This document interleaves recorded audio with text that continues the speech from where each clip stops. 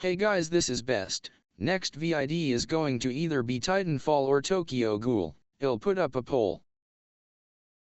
So what does this mean? You're crushing on Elizabeth. Naruto said slyly, causing Sasuke to frown. She's not my type, Sasuke said simply. He had dated a lot of girls from different villages, but none of them ever met his requirements. First he started with Sakura, seeing as she obviously loved him. Their relationship was good before he started going on Black Ops missions and long-term SSS rank missions. Konoha had created higher classes for missions, seeing as this generation of shinobi were excessively powerful. Looking back at things, Sasuke had come to respect all the former Chunin 11, especially his teammates. Sakura had perfected her Byakugan and easily replenished her chakra. She was the greatest med behind Tsunade and poised to surpass her. She was no doubt worthy of the title Sannin. The current leader of the Umbu routes that was now legal but still their missions were unrecorded. Sai was formidable force. He didn't know the pale-skinned man during his teens, but was sure he had increased immensely from what he once was. Shikamaru Nara, head of the Research and Development Corps of Konoha, he was also the world champion of shogi. Sasuke himself found it troublesome to outsmart this man. He was always 2 steps ahead of him and it annoyed him. The Nara was going to be the new head of his clan and his power level was fitting for the role. With the use of 2 Kage Bunshi he was able to hold down Susanoo for minutes when he and Sasuke were having a friendly spar. Inyazuka Kiba, the next head of the Inyazuka clan, Sasuke didn't know how the brash empty-headed dog boy became the hunter of bounty hunters. Bounty hunting was banned but some still did it illegally. It took courage to go against the law of the 5 great villages, and anyone who had the balls to do that must be at least Jonin rank. Kiba ate them for breakfast, racking up the 2nd highest kill count of his generation behind Sasuke, of course. Hinata Hyuga was still timid as usual, but her strength was not something to be taken lightly. Sasuke once caught she and Naruto sparing taijutsu only. Naruto was obviously holding back his inhuman strength and speed, but it was still quite amazing to see her hand her precious Naruto-kun his own ass. She had the 2nd best taijutsu behind Rock Lee. Without using Sharingan she would beat Sasuke as well. His form was that good, but unlike Naruto he wouldn't hold back his strength or speed if they fought. It was sparing. After all, holding back was an insult to your opponent, especially when it's a Hyuga. Rock Lee was undisputed best taijutsu user in the world. He was quicker than any normal I could follow, and the base Sharingan couldn't keep up with him when he starts opening his inner gates. 7 gates Lee took on Byakuya plus Sage Mode Naruto, and Naruto said apart from the Uchiha he's the only one who could fight his ultimate form. Rock Lee was the 3rd strongest ninja in their world, but he didn't realize it. Koji Akimichi wasn't just a fat guy anymore, he was pretty powerful, so Sasuke had heard, and he was the new tailed beast said to have chakra rivaling a Byakuya. Abram Shino was studying teaching under Iruka. He was calm and his power level was unknown to many, but according to Kiba he was on par with him. Tenten was a girl he dated. He called it quits because she was a sex addict and had a weird bondage fetish that always involved sharp pointy things. Not that he ever let her have a way. But she was powerful. He knew that with her sage tools he didn't know who would win if she and Sakura fought. Finally, Yamanaka Ino, he knew she was the next head of her clan and was about as good as her dad using her family's jutsu. He also dated her. Too much drama, they would fight over anything. She got mad at him once for not admiring one of her flowers. And there was also the rumor that she was a slut and had slept with half the men in Konoha. Maybe he should ask Naruto, he seemed to know stuff. Sasuke had also dated Karen, who was too needy and nerdy. Sakura got paranoid and thought everyone was after her man. Women were just troublesome. The Nara was right. Hey Sasuke, the others have already left, we should catch up with them before they get too far, Naruto said and started walking. Yes, Sasuke followed. Naruto, is it true Ino is a slut? Sasuke asked. The Uzumaki stroked his imaginary beard in thought. Well, I can't confirm anything, but the rumors said she's slept with half the village and has 100 incurable STDs, Naruto said. Sasuke's sweat dropped. That's just stupid, a fairy tale. I guess it's just rumors then, Sasuke said. Wait, did you have SDS? Cool name, and yeah, it was a one-night stand though. Okay too, but it was just after the war and I wasn't in a relationship with anybody, Naruto said with a shrug. Wait, so your first time was with Ino of all people? Sasuke said, feeling bad for his friend. No, it was with Sakura-chan, Naruto said, correcting and stunning the Uchiha. What? Sasuke said, struggling to believe Naruto just said that. Yeah, it was after the war and I wasn't in a relationship with anybody, Naruto said with a shrug. I was with Sakura after the war, Sasuke said, losing his temper. Nope, she was single for a month or so, and in my defense I wasn't the orchestrator of it. She said her heart would always belong to you, but she at least owed me her first time, Naruto said, making Sasuke fume more. What next? You slept with Tenten too? How about Tamari or your cousin Karen, you man whore? Sasuke spat out, making Naruto chuckle. Nah. Just Tenten. It was after the war and I wasn't in a relationship with anybody, Naruto said, then dodged a swing from Sasuke. I'm just a cage bunshi, be careful now, Naruto said to the frowning Uchiha.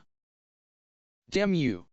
I promised to get Hinata when we return, Sasuke said, making Naruto stop walking abruptly. I'd kill you if you touch her. Don't be a hypocrite, Sasuke, you've done this far more than I have, so just don't hold it against me and leave Hinata alone. I actually plan on marrying her, Naruto said. Sasuke just remained quiet. Oh, then I'll go for your Ayame-chan, haha, she's already engaged. Then I'll go for your Obasan, that's disgusting. I know, I regretted it as soon as I said it. I'll go for your heir, the wife of the guy who was always smoking. Kurane? She has a kid, Sasuke, really? Yes, you didn't know? No, I'm hearing this for the first time. Then I'll go for your stalker Anko, she's your stalker too, and good luck with that. Yeah, she's just weird. I'll go for your Shizune-chan. She's already with Kakashi-sensei, sorry. What, really? I don't believe you. Yeah, I once caught her giving him a blowjob in his office. What? I'm serious, didn't you see it? It was all over the news. Kakashi almost lost his place as the Hokage for it. I had to represent Konoha in cage summits for a while since no one respected him because of it. Kakashi, seriously? Yup. Tsunade'd lead the case against him. Luckily his lawyer was Shikamaru, so the judge was eventually persuaded. Konoha is filled with whores. True. Rumor has it that Gaara is gay and Killer Bee is his lover. I don't believe that, me neither. Time skip, after Meliodas dealt with Galgius. What's the deal with towns? Naruto said as he surveyed the Dalmari town. Aren't they supposed to be criminals? Shouldn't fugitives stay away from populated towns? Naruto asked Sasuke, who was starting at the destroyed building and dead insects with curious eyes. It'll remain a mystery to me, Naruto. Meliodas is one to make daring moves, I take it. Why are there bugs everywhere? Sasuke asked his own question to the original blonde, who he found unconscious in a bush with multiple bruises and swellings on his body. For trying to grope Elizabeth. It was obvious Naruto didn't have feelings for the white-haired princess, so Sasuke was at that time confused as to why he did, or rather tried to do that. Naruto had to explain that he, as the only available blonde, tried to fill in for the wounded captain. He even went as far as wearing Meliodas' spare clothes that were terribly ill-fitted, but he probably went too far when he massaged Elizabeth's breasts, earning a slap from the princess, who apologized as soon as she did, but Hawk wasn't satisfied with Elizabeth's efforts at punishment and proceeded to play ping-pong with him as the ball all over the bar.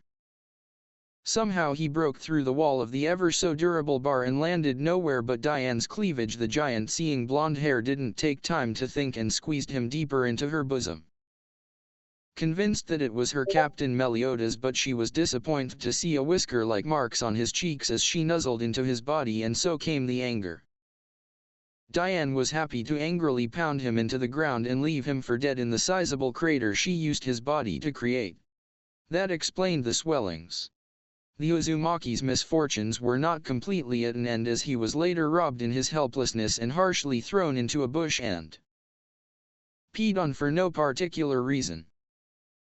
"I dunno, but just imagine if Shino was here," Naruto said, answering the Uchiha's question, then nudged the Uchiha jokingly.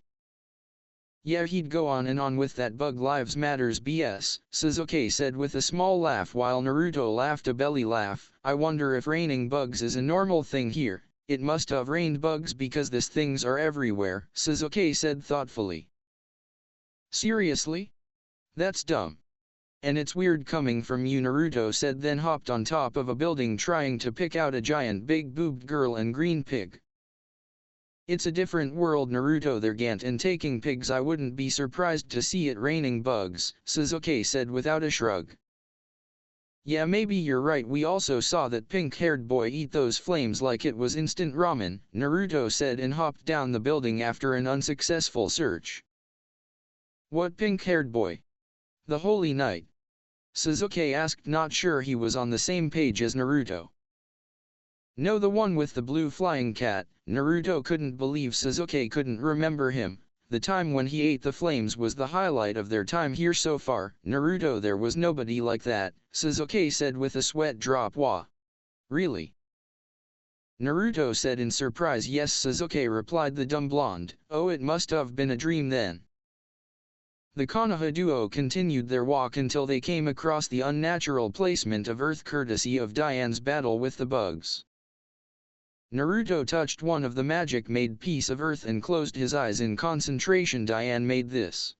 She's not far, let's go," Naruto said, then lead Sasuke towards the beacon of Diane's magic.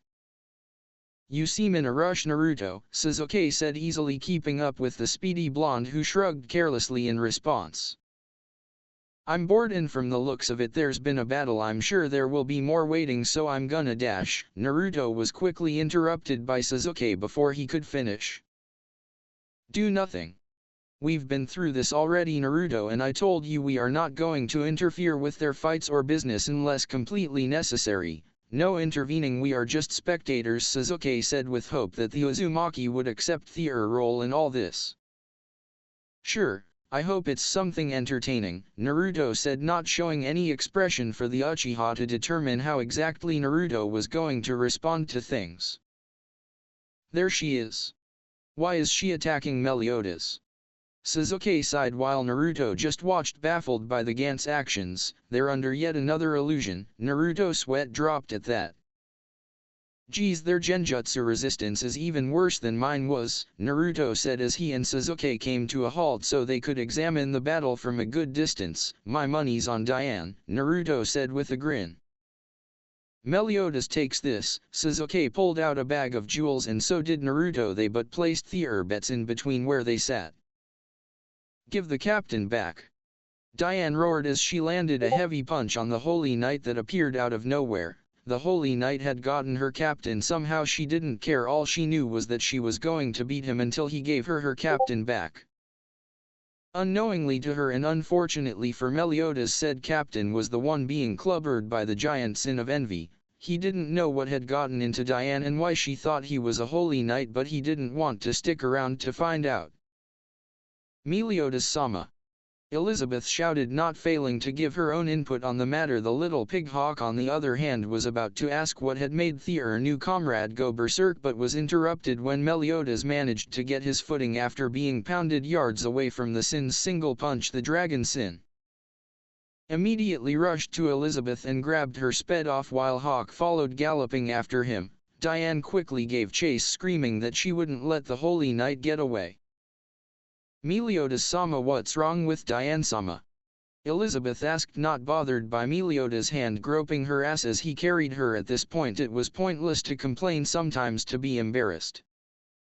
Meliodas-sama wasn't ever going to stop inappropriately touching her as long as they were still around each other. It wasn't wise of a princess to accept a man's hand that kind of way, but without Meliodas-sama's help the kingdom that made her a princess would be lost. This was a little sacrifice she could make, and it wasn't as if it didn't make her feel good. Elizabeth turned tomato red, realizing what she had just admitted to. Soon she was drowned in all sorts of wild thoughts and lost use of all her five senses while she was away in perverted dreamland. When she finally got her senses back, she didn't really know what was going on anymore. "Run unless you wanna die," Meliodas yelled at two strolling shepherds dressed in rags and carrying staffs, even though there was no sheep present. One was a man who looked to be in his 30s, while the other was a cute little girl who looked to be barely 8 years old. Seeing the incoming Gant, they didn't have to be told twice to haul ass. The older shepherd sprinted across the fields so fast Meliodas wondered who the captain of deadly sins was amongst them. They all quickly slid down a hill and hid behind the bulged piece of earth in hopes that somehow the easily bigger Gant would miss them and run off somewhere else while they worked something out. "What are they doing?" Naruto asked, dumbfounded by the scene in front of his eyes. "I believe they're hiding Naruto," Sasuke responded, slightly worried not about their well-being but about his money. Meliodas wasn't fighting back, and at this point he was sure Diane would easily beat the blonde. It was Naruto's unbelievably good luck at work again. He never lost a bet ever. He hardly made bets, though it was like from the comic books kids these days are going crazy about. Like they said in the best-selling comic book Orange Man, with great power comes great responsibility. Very wise words for a children's book, Sasuke would admit, but he couldn't quite get the storyline of the comic book. No one in his generation did. The protagonist was obviously based on Naruto, much to the Uzumaki's ire. He was a superhero and the protector of the Hidden Leaf Village. That all made sense, but what threw Sasuke off was the eating oranges for power-ups. Anyway, Naruto was a responsible bettish guy.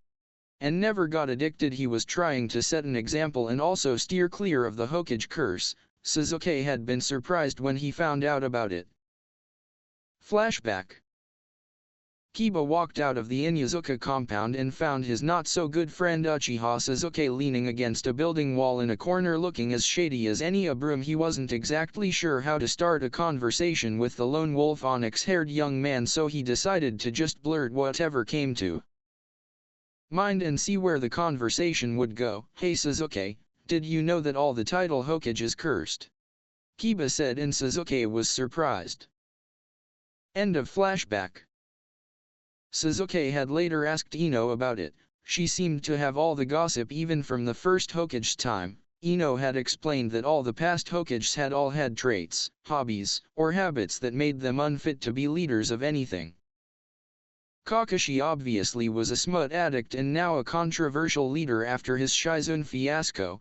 Tsunade was a gambling addict and alcoholic. Some said she was a drug addict and was smoking on the Black Zetsu, the latest and hottest narcotic since White Zetsu. He had known Sarutobi was a smut addict, but he was surprised to find out that he was also a sex offender who was taken to court by many young women in his prime.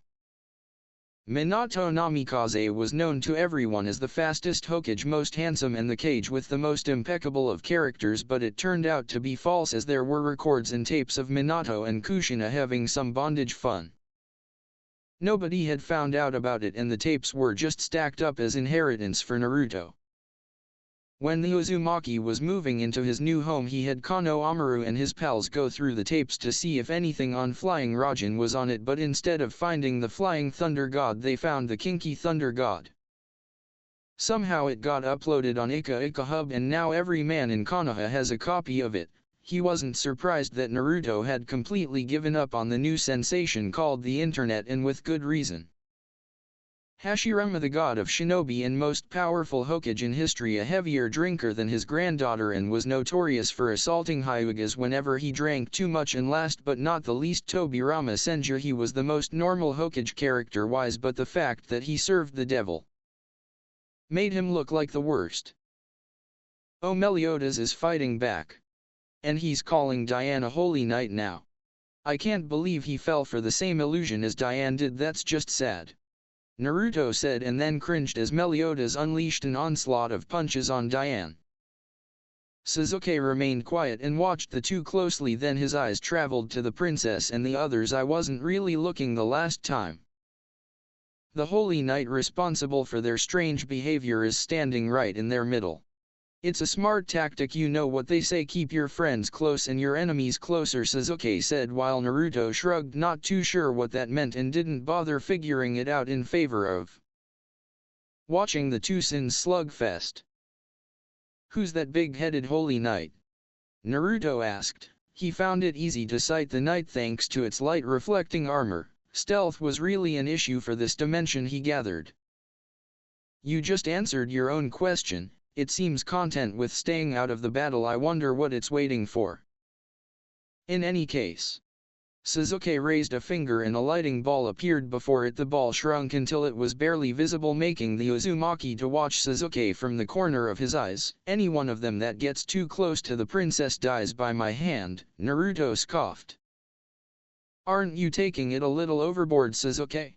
I'm sure Elizabeth will be fine, she has Hawk-chan with her. Put a little faith in Hawk-chan, Naruto said, but the Uchiha didn't respond, making Naruto sigh. Blowing a person brains out that close to Elizabeth won't make her grateful to you or make you feel any better about what you've done.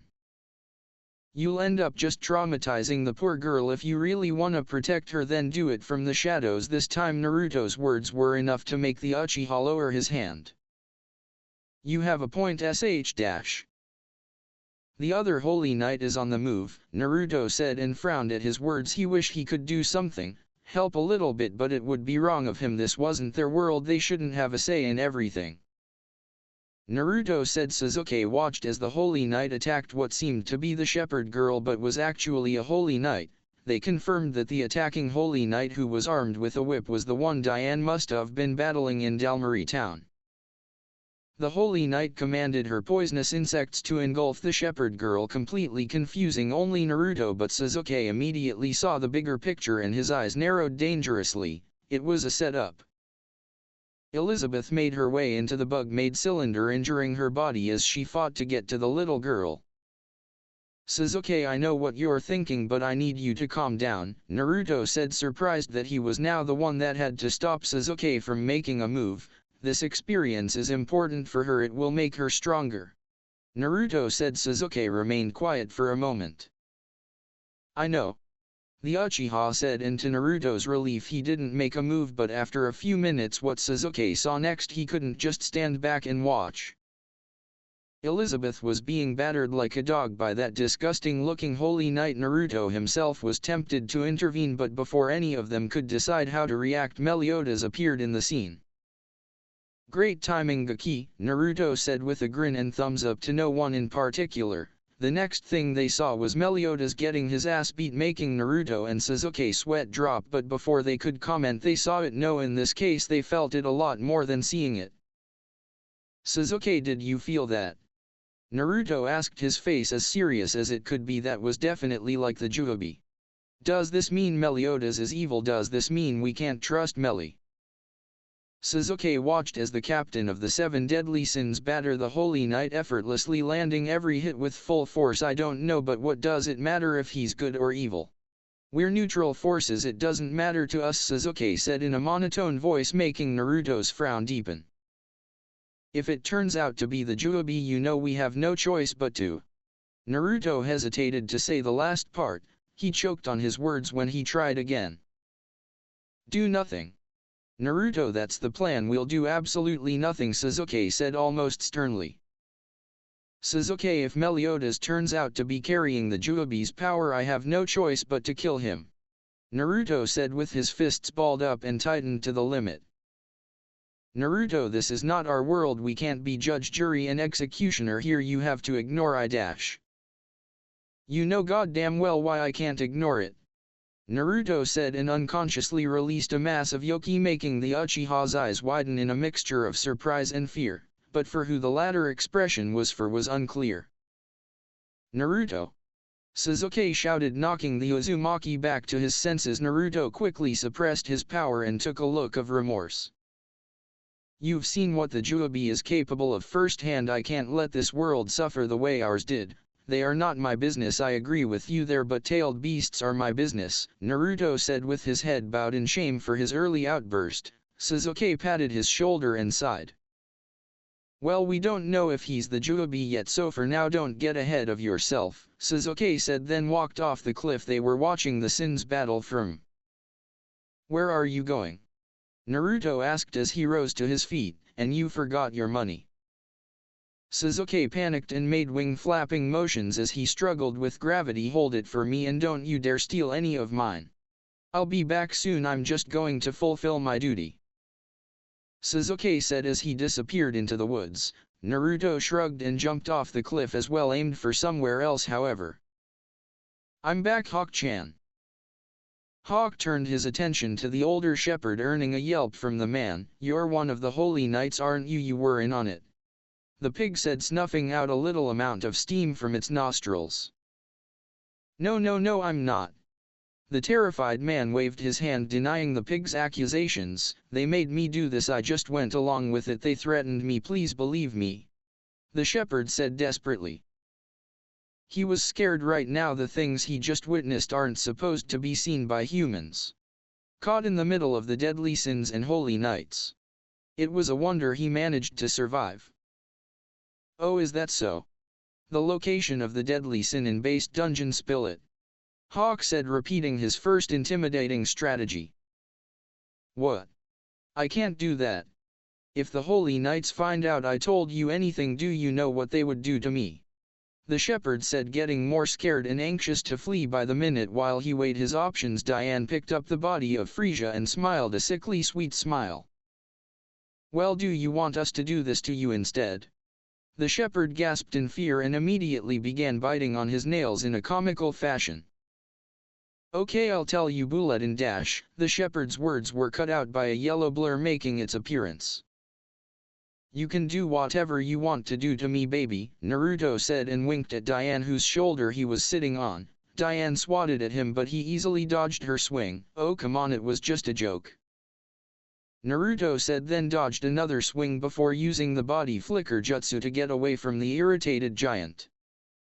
I told you never to touch me again, Naruto.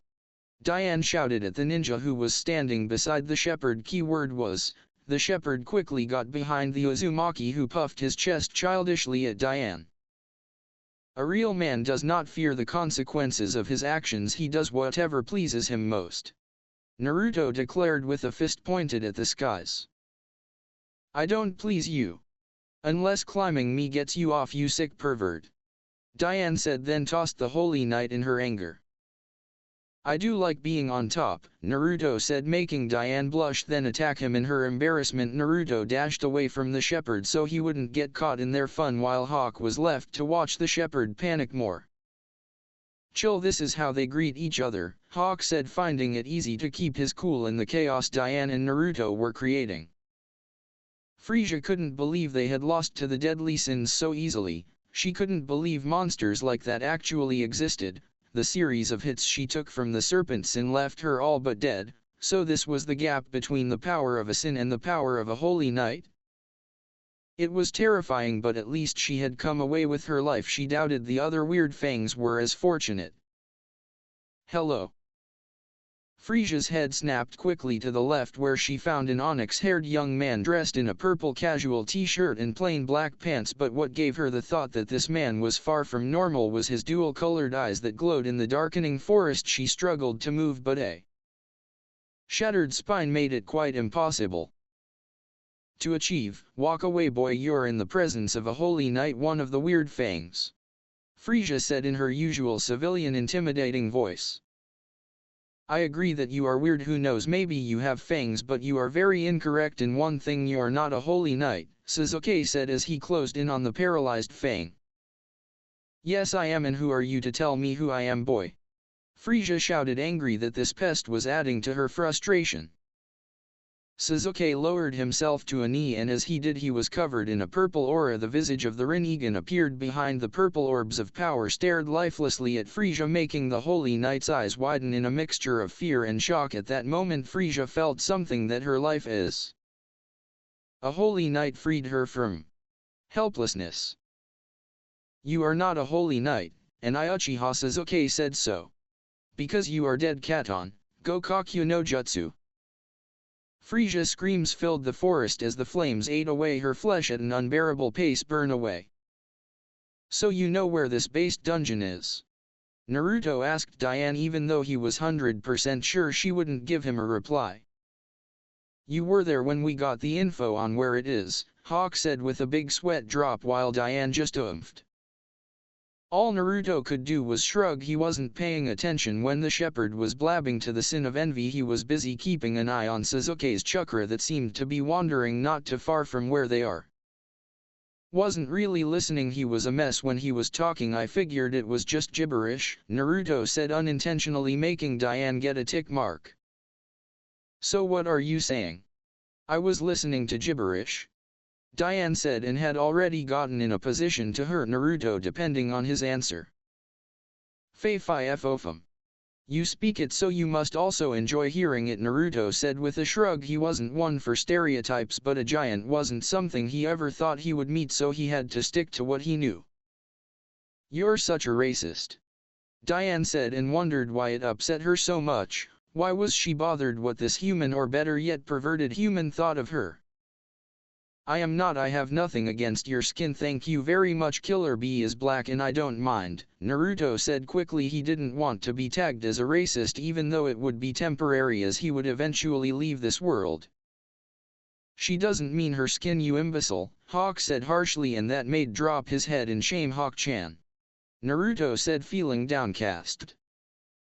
She means you're judging her character based on her different appearance and race, Hawk said with an ear pointed at Diane. Naruto cocked his head to one side in confusion. What do you mean different? Diane's just a big girl, but she's a girl nonetheless, Naruto said, surprising Diane, who blushed a bit but did her best not to show her embarrassment. The baka would have teased her about it. Hey, where are you guys headed? A voice said from behind the group.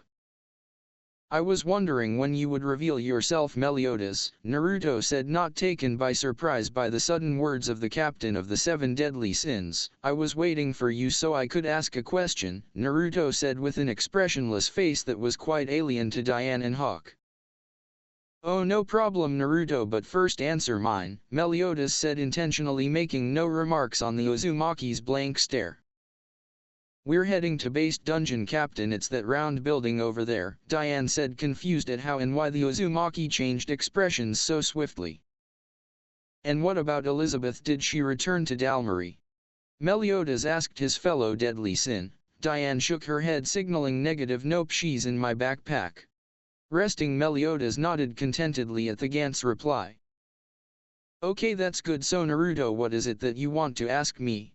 Meliodas asked the still expressionless Uzumaki. Did you kill the knight that hurt Elizabeth?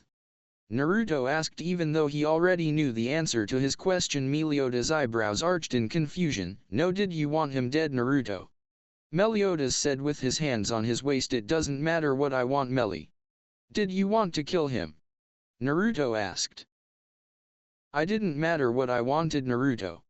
I just did what had to be done, Meliodas said with a shrug and began walking ahead of everyone. But if you want him dead, I'd be happy to point you to his direction, Meliodas said, and came to a stop. Anything else? He asked casually.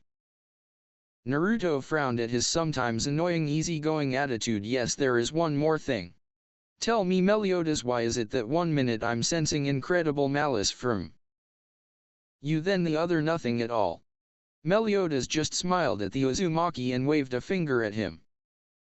I could ask you the same question, Naruto. The captain of the 7 deadly sins grinned as Naruto got a tick mark. We should go get Ban, Meliodas said. Naruto just nodded as a response. Wait a minute. Naruto, how do you know what happened here? Hawk asked with a suspecting stare at the orange-wearing Jinchuriki. Because I was watching with Sasuke from that cliff, Naruto pointed to the cliff without looking to see if he was pointing in the right direction. So you two just sat down there while we were getting our asses kicked? Hawk said in anger. Why didn't you do anything? Why didn't you help? Hawk said, and Naruto forced a laugh, trying to calm the piggy down, but the creepy laugh only infuriated Hawk more. Because I thought you guys could handle it and I was right. Please forgive me, Hawk-chan, Naruto said, and began bowing, comically begging for forgiveness. The pig gritted his teeth in anger but didn't do anything to the bowing blonde. Diane and Meliodas' sweat dropped at the scene of a man bowing to a pig. Elizabeth is injured, you should help her, Hawk said, and Naruto immediately stopped bowing. Gee, I wish I could, but she'll be fine, she doesn't need my help, Naruto said, then screamed in pain as Hawk head-butted him in the groin. You asshole! Make yourself useful, you're so useless! Hawk screamed at Naruto, who was lying on the hard ground with both arms covering his private area and tears threatening to leak out, chanting "Why?" continuously. Nishishi, we should start moving, Meliodas said and walked ahead. Diane and Hawk followed while Naruto struggled to get to his feet and sent pleas for help that the three readily ignored.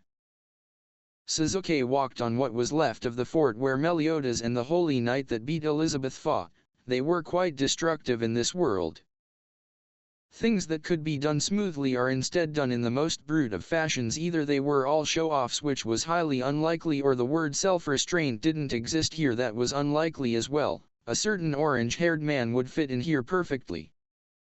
Sasuke wished he could have done more for the cursed young man. He led a very hard and painful life, and even after the war, where many burdens were lifted both nationally and internationally, he still lived with and suffered his.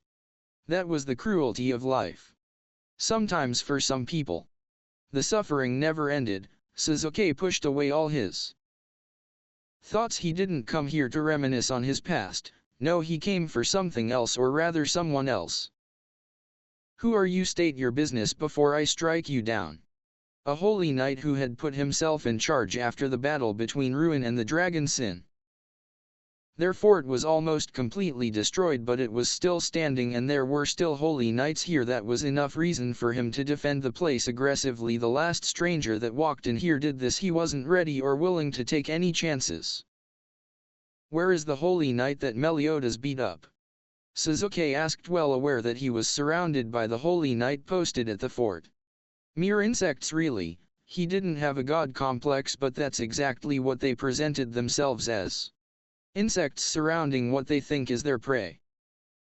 It was the way of insects. Most loved to punch above their weight. That was the way of the ants. Cockroaches are by far bigger and more powerful compared to ants, but they aren't discouraged. They overpower them with sheer numbers. But he wasn't a cockroach or prey to predators with number advantage. He'd fought a one-man army himself and didn't lose once. He was not interested in losing today or any day. What made him confident each and every day was the mentality every Uchiha was born with. I'm the one asking the questions. Who the Hideshi? Sasuke grabbed the man's face and slammed him on the rocky ground, making the fort rumble and creating a spiderweb of cracks. Sasuke rose back to his feet and began walking away from the grounded knight. You're one idiot. You didn't realize this, but I'm not the only one here, my comrades. Everyone here has surrounded you. There's no escape. You'll pay for what you did. The knight said with an evil glint in his eyes. I know. I have known all along that you had backup, but it's all the same to me, honestly. Sasuke said, looking at his palm with hooded eyes. I only needed to confirm something before I end it. I know where the man I'm looking for is, and I'll know where exactly to strike. I'll give you the chance to leave and avoid what is about to happen, Sasuke said, his eyes still fixed on his palm. What the fuck do you think I am? I'm never going to run away from a peasant like you. The knight gritted his teeth in anger at the nerve this guy had. Holy knights like you go around beating princesses with sticks like they are wild animals. You're lower than any lowlife could be, Sasuke said, turning his eyes to the now standing knight, gracing him with an icy stare. For doing that to Princess Elizabeth, that particular holy knight will die, Sasuke said with no emotions backing up his words. We will protect Ruin-sama until our last breath. I've had enough of you. Everyone attack. The holy knight currently in charge shouted, and the war cries of dozens of soldiers followed as they charged straight to the Uchiha. And who said Ruin is my current target? Didn't I tell you to leave? Sasuke dojutsus came to life. Be gone. Hands spread. What are Shinra Tensei? A blast of magnetic force created by chakra, the Rinnegan, possessed the signature move of the Deva path. The almighty push. It wasn't Sasuke's favorite technique, but it served its purpose. The fort and everyone on it was no more a part of this hill, all except one. There you are, Ruin. You know, normally I would have nothing against you. You use genjutsu just as I do, and considering how far I have and I am willing to go, I can't judge your use of it, but why did you do that to a princess? Meliodas really did a number on you. You can't even speak, it seems. No matter, a gesture will do. Just nod if you agree with this. I wish to test a theory on you, maybe you could help me. You see, I have been working on my power control. By some miracle my friend and rival seems to be ahead of me. I'm sure you have noticed that the fort is no more. I destroyed it by using magnetic force. Some studies claim that the human body is a magnet, but well, it has not been proven, but while going through Orochimaru, my old teacher's study files, I found something. That is, most molecules in the human body interact with weak electromagnetic fields, causing the tissues to heat up. You see, that doesn't essentially make the human body a magnet, but that's not what I need it to be. It is exactly what I need it to be now. Now imagine if the molecules were exposed to a more powerful electromagnetic field, let's say one powerful enough to level a fort with a single hit. How hot would the tissues get? Ruin had not reacted to anything this madman was saying because he simply couldn't. The only thing movable about his body was his eyes, and they had widened beyond normality. I assume you just did the math. I'll be blunt. I am going to expose every molecule in your body to the electromagnetic field my Rinnegan ability Shinra Tensei gives me. In essence, I'll be burning you alive, but let me give you a clearer picture. I will combust all the parts and organs in your body, one cell at a time, Sasuke said, reactivating his Rinnegan. Ruin struggled to run, to crawl, to move in any way he could, but failed. Looking back at his past, he hadn't really been living all those years. He wanted another chance to try again, a chance at redemption. He wanted to plead, to beg, to surrender, but he couldn't. Robbed of his ability to speak and move, he was left with sight, hearing, and fear. You still haven't answered me. I'll take your silence as a yes. I don't know how good your acting is, but you remember the way Elizabeth screamed when you were beating her like a dog? I want you to try to mimic her. Now let's get the fireworks going, and you can. Maniacal smile, scream for me one. Naruto, unlike the others, wasn't surprised by the sudden explosion of the fort sitting on a hill at their east side. The Uzumaki sighed softly, knowing fully well what had done that and why it had happened. He had seen it before on a much more terrifying scale. Undoubtedly the user of this technique held a lot back. He knew what a full-powered Shinra Tensei could do. So, that hill was just leveled, Meliodas said, not directing his words at anyone in particular. He walked into the entrance of the building the shepherd had said they would find Ban in. The passageway was made of fine marbles and smooth stones, but it was barely big enough for Diane to freely walk in. Yeah, Sasuke must have done that, if you are wondering, Naruto said, and scratched his cheeks that sometimes itched him for no reason. He didn't know why he answered Meliodas' question, nor did it bother him that he did. Meliodas just smiled and gave Naruto a thumbs up, even though it made him feel uneasy on the inside. Sasuke was the one responsible for destroying that fort. He didn't know the Uchiha's reason, but he did know that everyone on that hill was probably dead. It wouldn't be fun to work with a mass murderer. He didn't want to judge the Uchiha without evidence, and didn't feel he had the right to, even with evidence, but he needed to be sure where Sasuke stood, and soon. For Naruto it was obvious the blonde was pure. His nature-loving side proved that, and Meliodas also had the feeling that he could trust the blonde young man. He trusted his gut more than anything, and it told him that Naruto was a friendly. As for Sasuke, he had nothing. Just like he did the onyx-haired Uchiha, left nothing to judge his intentions by. He just seemed like a man with principles who had grasped the good and evil of life and went along with it. Whether he would result to a threat or ally potentially was a mystery. Meliodas kept his thoughts from physically surfacing. He was good at hiding things. He had been doing it for a long time. I can't keep going, this was too narrow, Diane said, breaking the silence that had loomed over them. Meliodas nodded and was about to say something when Naruto pointed at the narrow passage.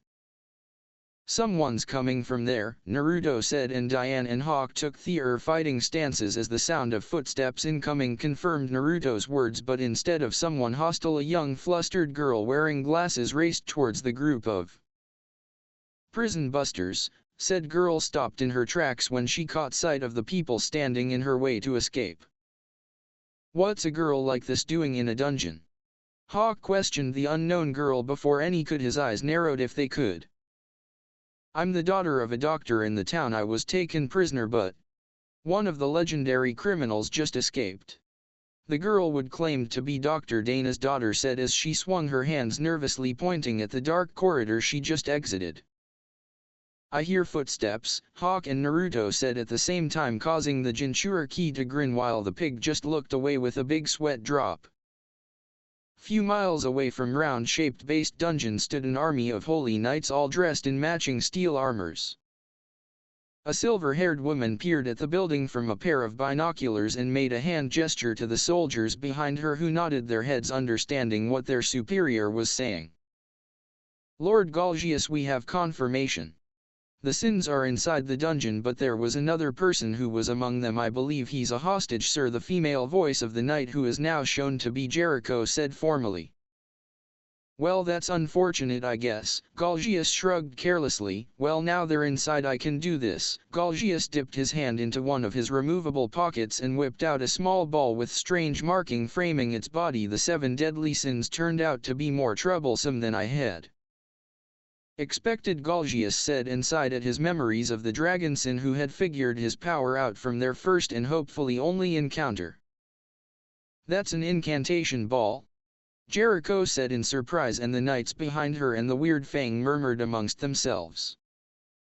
"Yes, it is." Galgius raised his other hand with a single finger raised while he lowered the hand holding the incantation ball to the back of his waist. "The 7 deadly sins have plagued this world for years now, and their aim to reform their group will be their downfall. This incantation ball has an eternal seal barrier that is capable of restraining a dozen tyrant dragons." Galgius tossed the ball at the dungeon, and soon the entire building was engulfed in magical energy that soon solidified to a massive barrier. Eternal seal spell.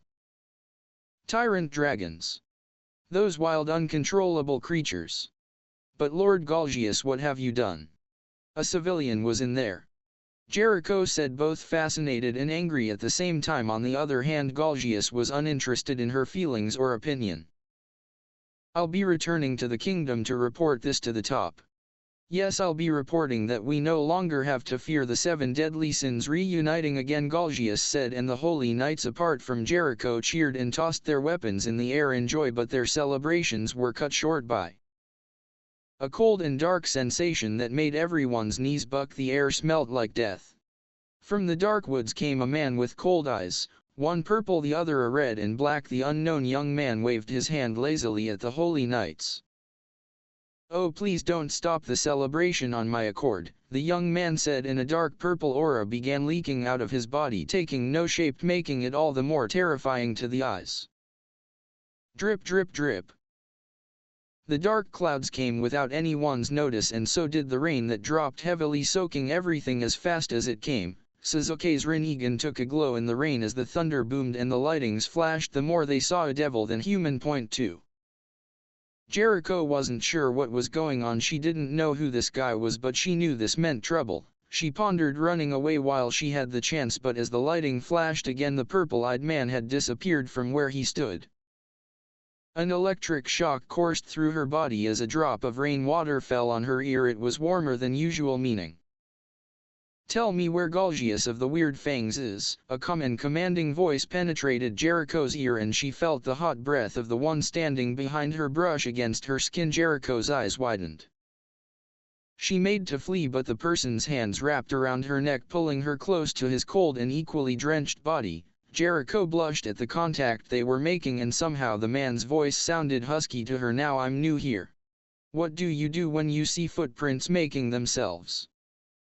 Jericho's eyes traveled to what had caught the mysterious man's attention. It was none other than Galgius using his magic power to escape from the soon-to-be murder scene.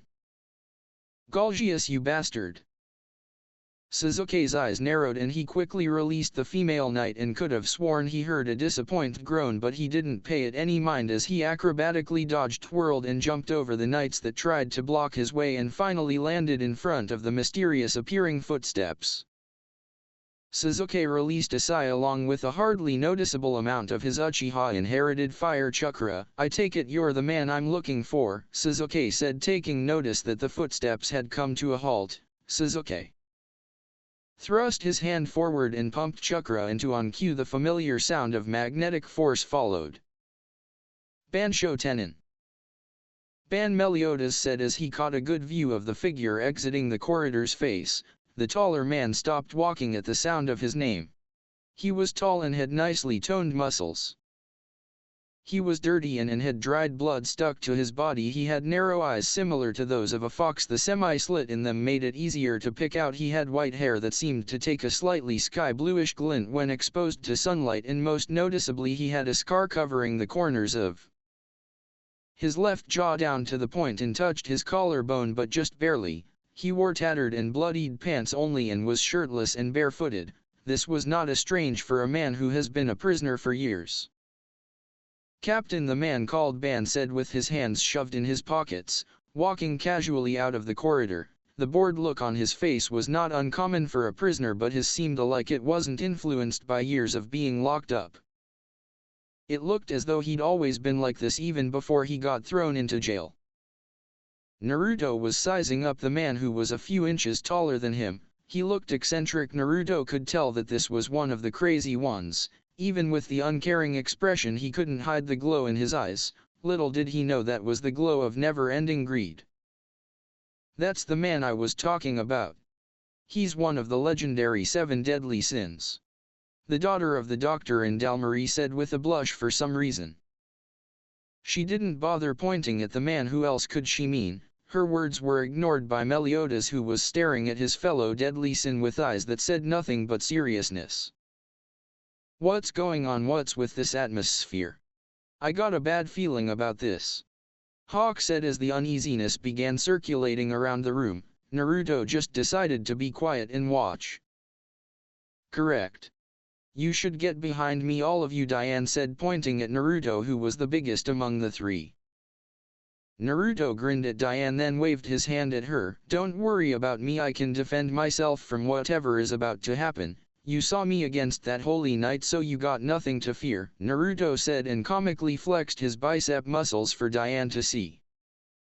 "I'm not worried about you, I was just being polite, and don't get cocky because you beat one holy knight in a fight. That guy is nothing compared to Captain and Ban," Diane, causing Naruto to comically fall to the ground. Then a black cloud appeared out of nowhere and poured rain down on him.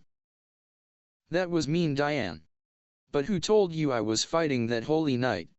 "I was barely paying attention to him," Naruto said, staring into nothingness as if trying to recall something. He was jerked out of his thoughts as Meliodas and Ban finally made a move. "Ban! Captain!"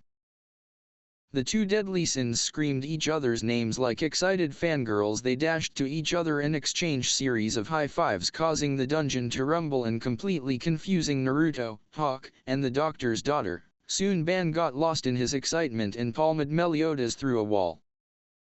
"Come on, Captain," Ban said with a toothy grin, excitement and expectation in his eyes. He wasn't disappointed as Meliodas got himself out of the rubble he created and launched himself at the fox sin and landed a firm headbutt to his gut. Ban cannoned through wall after wall, making it obvious that he hit Ban a lot harder than Ban did him. The fox sin pushed himself to his feet, still grinning. Meliodas mirrored his expression. "The hell, I thought you'd be sluggish now," Ban said in a sing-song voice, flexing his hand and stretching his body out in preparation for something. Meliodas did the same. "You seem pretty energetic," Meliodas replied with a grin, doing the same thing Ban was doing. They closed the distance between themselves and clasped their hands together, getting a firm grip of each other's hand. Their smiles only widened as their muscles and veins bulged. A loud crash was heard as the 2 sins dropped to lying positions, damaging the marbled floor in the process. "Ready," Meliodas said, not showing any lack of excitement, and on cue signaled by 2 simultaneous grins and a go. They began the arm wrestle for dominance. The physical power of the two deadly sins was not downplayed in this scene at all, and Naruto had to admit it was badass. They were destroying everything without even moving. The floor, the walls and the ceiling, it's all coming down.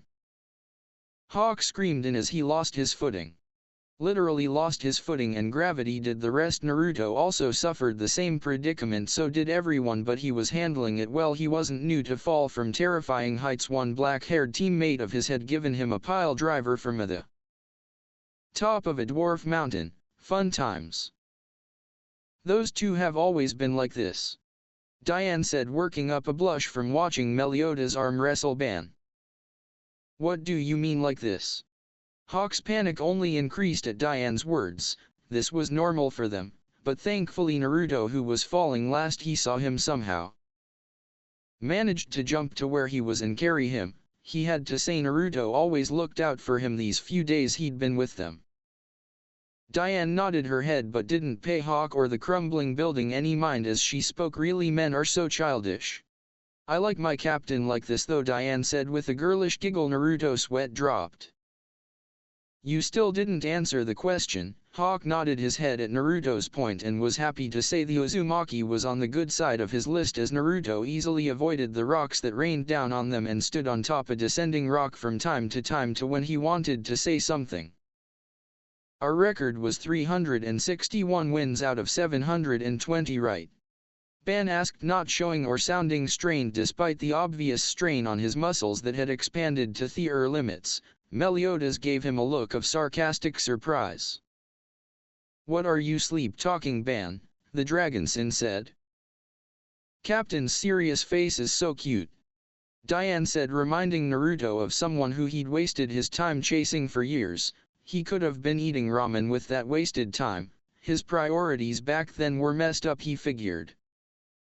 He looked around and noticed that the glasses-wearing girl barely had a grip on Diane's bag, and if she lost that grip she would lose her life. Oi, Diane. While you're admiring the Gaki, someone is in danger of dying, Naruto said and pointed at the doctor's daughter, signifying what he meant. I'm the one with 361 wins, Meliodas said, his face anything but serious right now. He looked like a child arguing over his favorite TV show. Ban had the same look, which was weird since he had the body of a fully grown man. What's wrong with admiring Captain? And I told her to get behind me, didn't I? Diane said, already infuriated by the Uzumaki's remarks. Naruto wasn't in a teasing mood due to the current everything is caving in atmosphere. No yaai, that was me, Ban said in a sing-song voice. Naruto expected this to become a regular occurrence now he was officially going to be traveling with them. He had already done it once, and in the world of supernaturals, doing something strange twice in the space of minutes means permanent habit. If you haven't noticed, we're falling.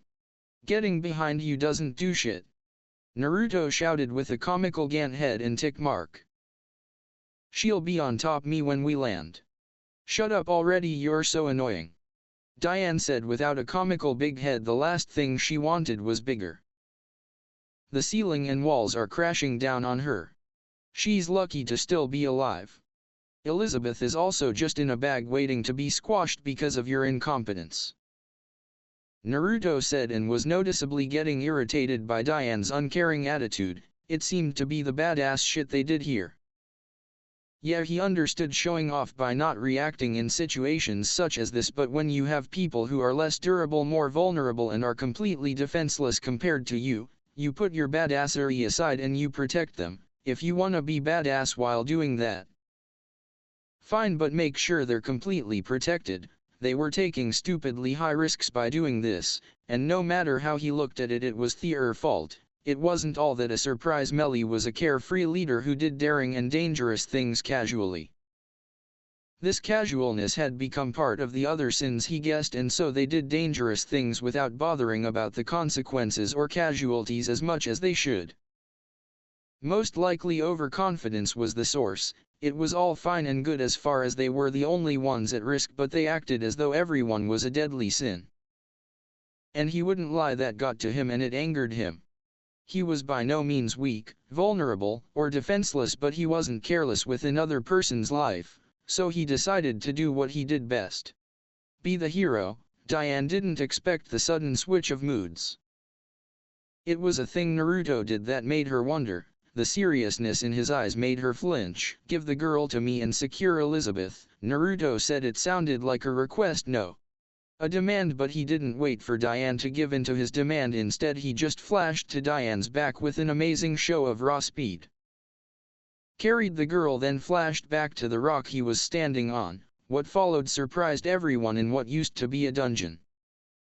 Kage Bunshi no Jutsu. With Naruto's hand wrapped around Hawk and the girl's back, it was barely possible to make the seal, but just barely was enough. 4 identical solid copies of Naruto appeared, and in a puff of smoke, "Alright, there's no way to avoid our crashing without doing something spectacular, so let's just keep it simple. Keep anything from touching us." The clones gave Naruto quick salutes, then used to failing rocks as footing to take their positions, one at the top, one at the left, another at the right, and the last beneath the original. "Now," Naruto said in his commander voice. The clones pumped chakra into their hands, and in a swirl of blue chakra a spiraling ball appeared and soon began increasing in size until each were as big as one of Diane's boobs. Naruto giggled to himself but made a serious face when Hawk and the girl stared at him, creeped out by the sudden and weird laugh. "Otama Raise Non." All the clones chorused together. The chakra ball destroyed everything that came its way. Diane quickly did as Naruto told her, somehow inspired by his show of power, and took her bag off, then hugged it to her chest and also took control of her descent. It wasn't long before the entire building was reduced to rubble. Jericho's eyes widened for what she felt was the 7th time today. The irony of it was almost funny, but what wasn't funny was the enormous base dungeon crumbling down and about to crash on them. It wasn't funny at all. But apart from the falling building, what was less funny was that Galgius-sama was dead, killed by an unknown man. It all started and ended in a flash. The man used some sort of magnetic technique when he was able to pinpoint Galgius' position. He cut the weird fang in two like his armor was butter, effectively deactivating his transparency spell, and burned him to a crisp by spitting flames from his mouth. Galgius didn't have the chance to beg or scream. It all came as a shock to him, and more so to she and the other Holy Knight army, and the least funniest thing was that the man was still standing there. Now they were torn between standing there and getting squashed, or running away and dying, but by sword and fire. He just took down a weird fang like he was swatting a fly. She doubted their number advantage would change anything. One weird fang could kill them all easily. She trembled at what a man easily more powerful than a weird fang would do. And it was now fucking hilarious that they had lost their choice of how to die. The black-haired man was walking towards them, and there was intent in his eyes. Who would be lucky enough to be squashed by rocks flying out of base dungeon, she wondered. The man spread his hands. Jericho wasn't sure what he was doing, but she was sure it was bad. Shinra Tensei. Quite on the contrary, it wasn't. He actually manipulated a magnetic shield from thin air and covered everyone there, stopping the dungeon from flattening them all. The rocks and boulders rolled off the invisible shield. The man lowered his hand when it was all over. He began to walk to the newly formed pile of rocks and stones. "Wait. Aren't you going to kill us?" Jericho shouted. She was scared and wasn't thinking. The other knights quickly hushed her. Sasuke stopped and they all flinched in response. He didn't turn when he spoke. "I only came to kill the weird fangs because of what they did to the princess. No one else has to die today," Sasuke said, and was about to continue walk but was stopped again by Jericho's voice. "Wait. Who are you?" she asked. Sasuke decided to turn his head slightly this time so she could see one of his now normal eyes. The knights then began murmuring cruises under their breath aimed at their superior, who seemed hell-bent on getting them killed. "I'm traveling with the 7 deadly sins," Sasuke said, stunning the knights, especially the girl in front of them all. Wait. You're one of the 7 deadly sins." Sasuke inwardly sighed at her assumption but made no reaction to it. "No," and with that Sasuke disappeared. With no sign of movement, he just vanished. "Where did he go?" Jericho thought out loud she was inwardly happy at his last words. One of the 7 deadly sins, saving her life, would be ridiculously shameful to her. But she was also angry that someone had to save her life and that same person killed her. Superior, not that she cared. Galgius was a grade A dick that didn't care for anyone but himself. He was corrupt and deserved to die. She wondered how the other weird fangs would take the news if they hadn't been killed already by that man. Hawk-chan, Glasses-chan, are you two alright? Naruto said. He still had them in his arms and noticed the girl he was carrying was still hugging him for her dear life. Hawk gave him a thumbs up, somehow making Naruto grin at the pig, then put it down and didn't bother getting the girl who had tangled herself on him off. Dope. Naruto turned to his right and saw Sasuke sitting on a rock with his arms folded. Naruto was about to retort when Diane stood to her full length Naruto and had to grab Hawk and make a little distance. Enough to avoid the rocks falling off the Gant's body. Oh, it's already dusk, Diane commented, ignoring the curses from Hawk and Naruto for trying to kill them. No wonder I was starting to get hungry. I guess we can agree on THA-. Naruto's words were interrupted by the cheers of what could only be prisoners of the base dungeon. His eyes widened as they confirmed his assumption by chanting, "We're finally free. You gotta be kidding me." "I missed you, Captain," Ban said to the rising Meliodas from his lying position. The captain of the 7 deadly sins smiled at him, but before they could say any more, Naruto punched a boulder, turning it into dust. This gained everyone's attention and Hawk gulped at that. Naruto dropped the pig and got the girl to let go of him, and she blushed madly when she did. "What is wrong with you people?" Naruto said in a soft tone first, while Sasuke just remained silent, not sure what Naruto was talking about. They were people in that building and the scarred guy knew that, yet you assholes destroyed the entire thing. They were holy knights outside and you knew, yet you went along with it. These people haven't committed any crimes against you, they were just following orders and or were victims of their circumstances. These prisoners don't deserve to die because they just happened to be in the same dungeon as Scar was. You put Hawk-chan's life at risk. You put Elizabeth's life at risk as well. You put dozens of lives at risk. And for what? Because you were happy to see each other. You just killed people who did you no wrong today. Do you know how that would be to wake up in the morning expecting a normal day but to just end up dead? Just like that, and just because someone decided to, selfish and careless. What is wrong with you people? Silence reigned and everyone was left feeling something. Hawk was angry at everyone, especially the sins, and was sort of proud Naruto brought it to their notice. Sasuke didn't care. Diane was disappointed in herself and Naruto's harsh words had gotten to her, but she was angry that the Uzumaki was singling the captain out like that. He wasn't to blame, that's just how he and Ban was. Ban didn't care. Meliodas didn't show any reaction as usual, he was just smiling the same way he always did. "You're overreacting, Naruto, nobody got hurt, that's what's important," Meliodas said, and got some support from Diane, who nodded her head at his words. Overreacting? You think I'm overreacting? What are you saying? People died, I know it, I fucking felt it. Do you have no regard for life? Are you that selfish? Naruto said and began walking forward. Ban was already grinning in anticipation. This looked like it would be interesting. Meliodas shrugged as he spoke. "I don't really label myself that way, Naruto. Whether I'm selfish or not I don't know, but what I do know is dash." "Shut up. You know nothing." He stopped moving. Naruto's words now sounded darker and more sinister. His pupils were blood red and were slit into two like a fox's. "You took innocent lives today and I am neither Kami nor do I work for him, so I am in no place to judge, but..."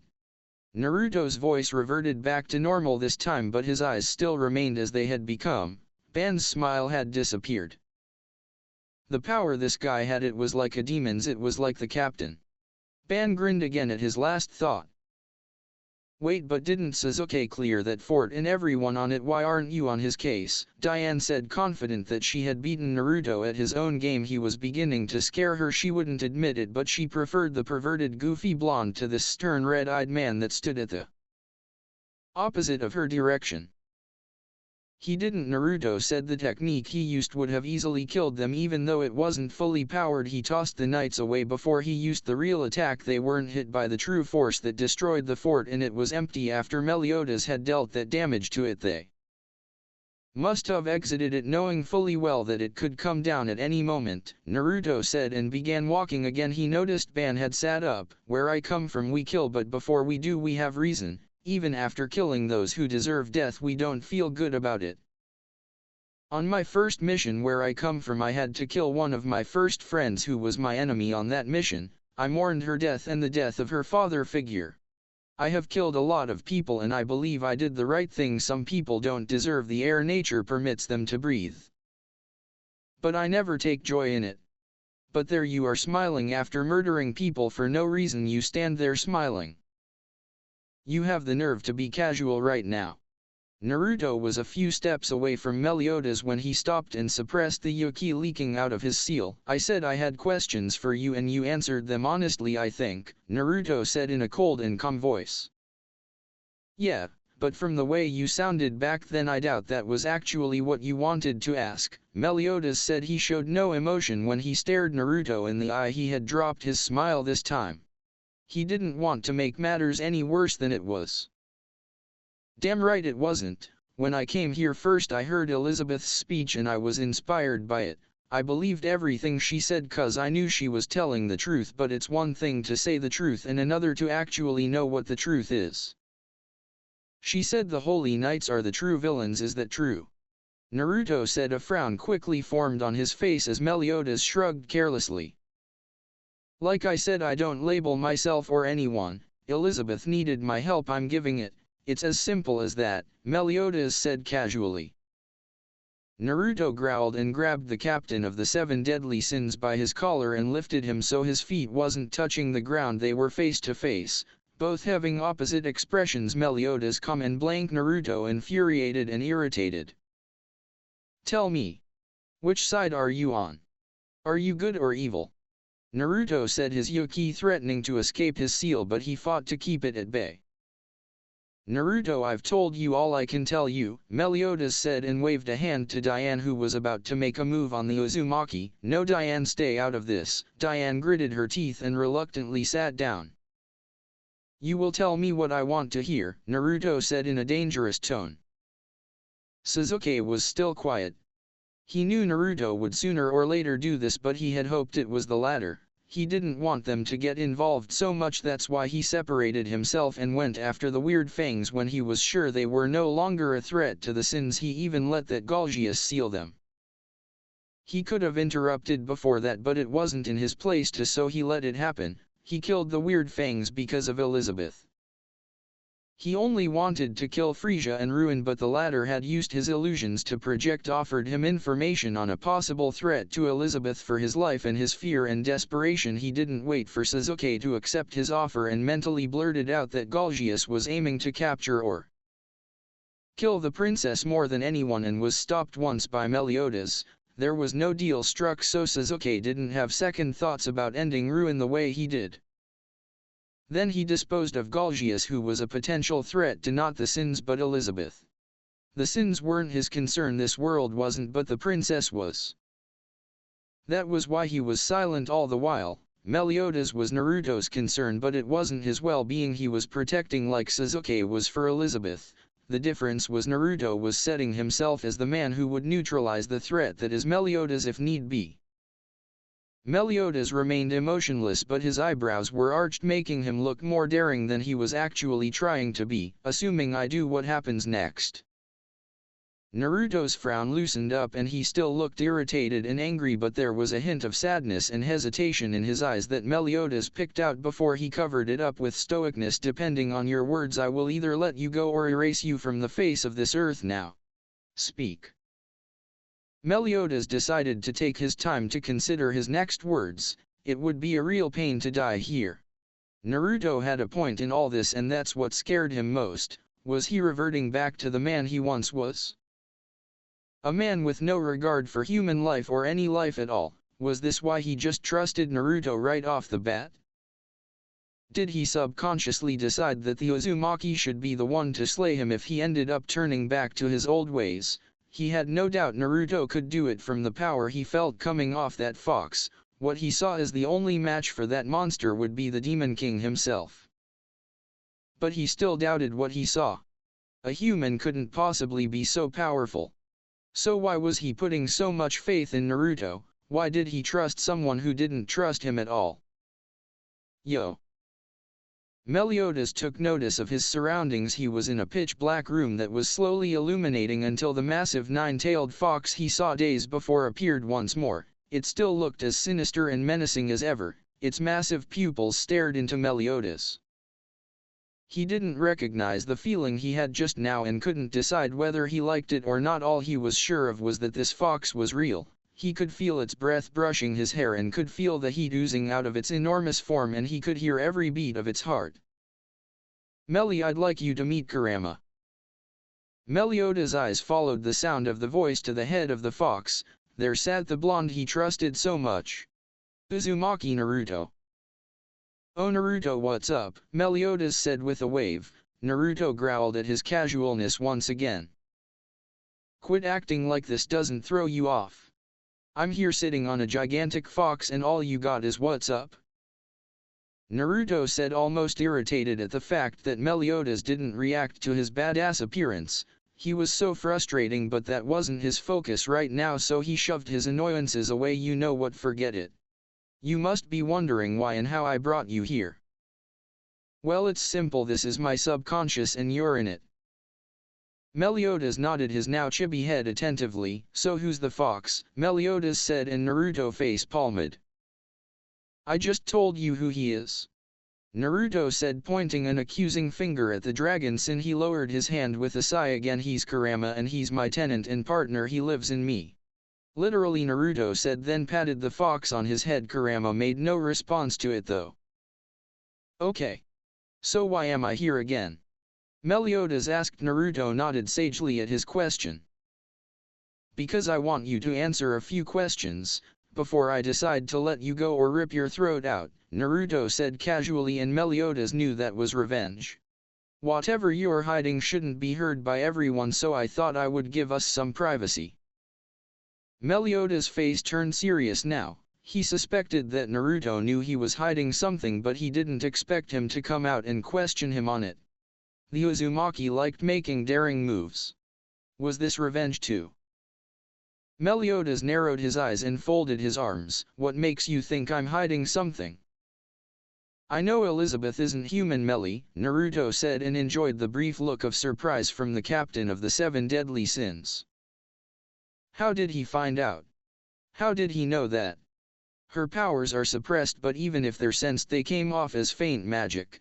How did he know she isn't human? Meliodas had 1,000 of questions running through his mind and wasn't sure what to ask the blonde. He didn't even know when he said it, but he did. I can't let you expose what she is. Kurama smiled toothily at Meliodas' words while Naruto just smirked a little. I won't, don't worry. I know exactly what I'm doing, Meli. But I'm here telling you what I know. While you haven't told me anything about yourself, Naruto said, then moved to a lying position on Kurama and began swinging his feet. He was having a ball right now. All that casualness out of the way, it was time to see what Meliodas truly was. There's nothing to tell. Well, Naruto didn't expect that. The halting of his feet was indication of that. I know you won't expose Elizabeth, you're too nice to take a risk like that. After all, your problem is with me, not her. Now Naruto was vexed. He thought he was in control of this one. He thought he could use his info on Elizabeth to get Meliodas to talk, but the bastard saw right through him. Damn it all to hell. He didn't have any other strategy aside from that. He could torture the guy, but that was not his thing and pretty much taking it too far. This was his zone, his frigging subconscious, but somehow he's the one losing here. Meliodas almost breathed an audible sigh of relief. Naruto almost got him there. He was tempted to talk. Exposing Elizabeth would cause serious damage to the girl. In his heart he couldn't allow it, but he wasn't completely in the clear. If Naruto killed him now, it wouldn't look too good for him or Elizabeth, and if he gave him a chance to fight for his life, he'd have to really go all out, and that wouldn't bode well for anyone around the two. Knowing how he had to be to go all out, It would arouse questions, lots of questions, and he didn't want that. The truth was, no matter what he did, Naruto would be the victor. He had to give the Uzumaki some credit. He was smarter than he looked. This was a well thought out plan, no doubt. Naruto wanted to pull his hair out in frustration. Damn it all to hell. I must be stupider than I look. I didn't think this through. Kurama snickered since he could hear the Uzumaki's thoughts. He raised up its head, startling the blonde, who rolled off him and slammed down on the ground soon after. Naruto groaned in pain while Kurama just smiled. Kaki, you must have questions for us as well. There are many unknowns and we are hiding a lot, Kurama said. The breath from his words tested Meliodas' balance. The deadly sin nodded thoughtfully. Yeah, I guess I do, Meliodas said finally. After much thought he almost regretted his words as the fox flashed a grin showing all of its razor-sharp teeth. Naruto struggled to get back on the lying fox. Well then, why not help each other out? We'll tell you what you want to know about us and you'll answer 2 questions we have for you, Kurama said, then lowered his head so Naruto could get back on top it. Meliodas considered what the fox was offering. By no means could he tell Naruto and the fox his darkest secrets. He was still tempted by the prospect of learning more about the Uzumaki, his origin. What he was exactly, and the fox, even though its existence was confirmed, was still a big mystery to him. Most importantly, Sasuke. He had to know more about the Uchiha. Naruto seemed to be very close friends with the onyx-haired man. If Sasuke was indeed evil, then the first person to know about it was undoubtedly Naruto. The pros were enticing and the cons were too costly. But there was always a loophole in every difficult situation. Thankfully he could see one. How about you question me first? If I don't like what you're saying, the deal's off, but if it's answerable I'll fulfill my part. Sound good? Meliodas said with the wave of a hand, like he was offering something to Kurama. And indeed he was. The fox could disagree, then proceed to eat him. But what was life without risks? Kurama was impressed. He did not show it though. This Kaki wasn't as stupid as blondes were made out to be. Minato Namikaze was one blonde that defied the dumb blonde stereotype. Mostly defied. Sealing the most powerful tailed beast in your only son and then making his surrogate grandfather promise to keep his origin secret. After knowing and seeing firsthand how Jinchurikis were treated in the Leaf was completely idiotic. Not being able to protect his wife and involving her or allowing her to involve herself in a tailed beast battle that was just incompetence. For a Kage who was hailed as the greatest for defeating him, Minato was quite incapable of protecting anything. The Leaf suffered and was close to destroyed, lives were lost, his wife died, his son suffered. He died as well. In all honesty, Minato Namikaze was the biggest failure as a Hokage, either he or Hashirama Senju the sympathizer. Ninjas just called Minato and Hashirama the greatest just because of their power. The Flying Thunder God and Wood Release were one of a kind, and they were both masters of combat, great tacticians, and war heroes, but as leaders they were close to abysmal in effectiveness. The greatest Hokage was and always will be Tobirama Senju. Even though he was a controversial leader and basically a dick, he knew what was necessary and did what was necessary, and he is the only Kage to have a tenure without war or an invasion. During Hashirama's era there was the first great ninja war. During Sarutobi's time there was the second. During Sarutobi's time once again, and before Minato took the Kage role there was the third great ninja war, and when he was the Hokage proper Kurama attacked the Leaf. The third Hokage wasn't done yet, he still managed to score round 2. Age couldn't keep him down. His incompetence and soft-hearted persona led to the Konoha invasion. The mastermind was no other than Orochimaru, the traitor of the Leaf that Hiruzen the Hokage was unable to neutralize. Pathetic. Tsunade Senju didn't do too bad and wasn't really the cause of the wars of chaos in her regime, except she was. She had the opportunity to kill Orochimaru but didn't. Without Orokai there would be nothing like a perfect Edo Tensei. Or willing Kabuto, nothing like a revolutionist Sasuke as well. No snake bastard, no Edo Tensei or Kabuto, and no war. Edo Tensei was essential for the war, Zetsu was not even close to enough. She also wasn't nearly powerful enough to resist the pain invasion. She depended on the one person who she should have been protecting at all costs to protect them almost at the cost of his life. What a leader she was. Heitake Kakashi was an insult to the title Hokage. He was by a mile the weakest. He was lazy, a horrible leader that got almost everyone he worked with killed. He was a worthless teacher who played favorites, and still he couldn't teach Sasuke what he needed to learn. A fool who tried to satisfy a young boy's insatiable lust for power by offering him power. Kurama was disgusted with the way he taught them, and that's when he rarely did. He was trash in the war and had to rely on someone for everything. Naruto had to help him with chakra, Obito had to give him his eyes. He was also the reason Madara was able to take the other Rinnegan. The only time he amounted to something was when he was using borrowed power. Right from first mission Kurama said to himself, this here is a useless human, but he was wrong. The white-haired man proved to be so incompetent it was inhuman. The Heitake proved to be far more than useless. He became invisible. Even if he was present in dire situations it didn't matter. In the end he wouldn't make any difference, he might as well not be there. Naruto would be no different from his predecessors, he'd be useless too, he was too soft-hearted. He wasn't like Tobirama in any way, but he would support him all the way to uselessness. Naruto was his container and the new sage of 6 paths. He owed it to the Uzumaki. Why am I even thinking about this at a time like this? Kurama thought to himself with a big sweat drop. It might have seemed a while, but from the look of things, Meliodas wasn't irritated by the fox's long silence. Maybe he didn't take as long as he thought. Fair enough, that would make you entitled to an answer from us no matter what your question is. But that is not an issue. I don't think Naruto should be hiding anything, but if your reaction is something either of us dislike, I'll kill you immediately. Kurama said a tad seriously. It was hard to tell. The fox was laying down and looked sleepy.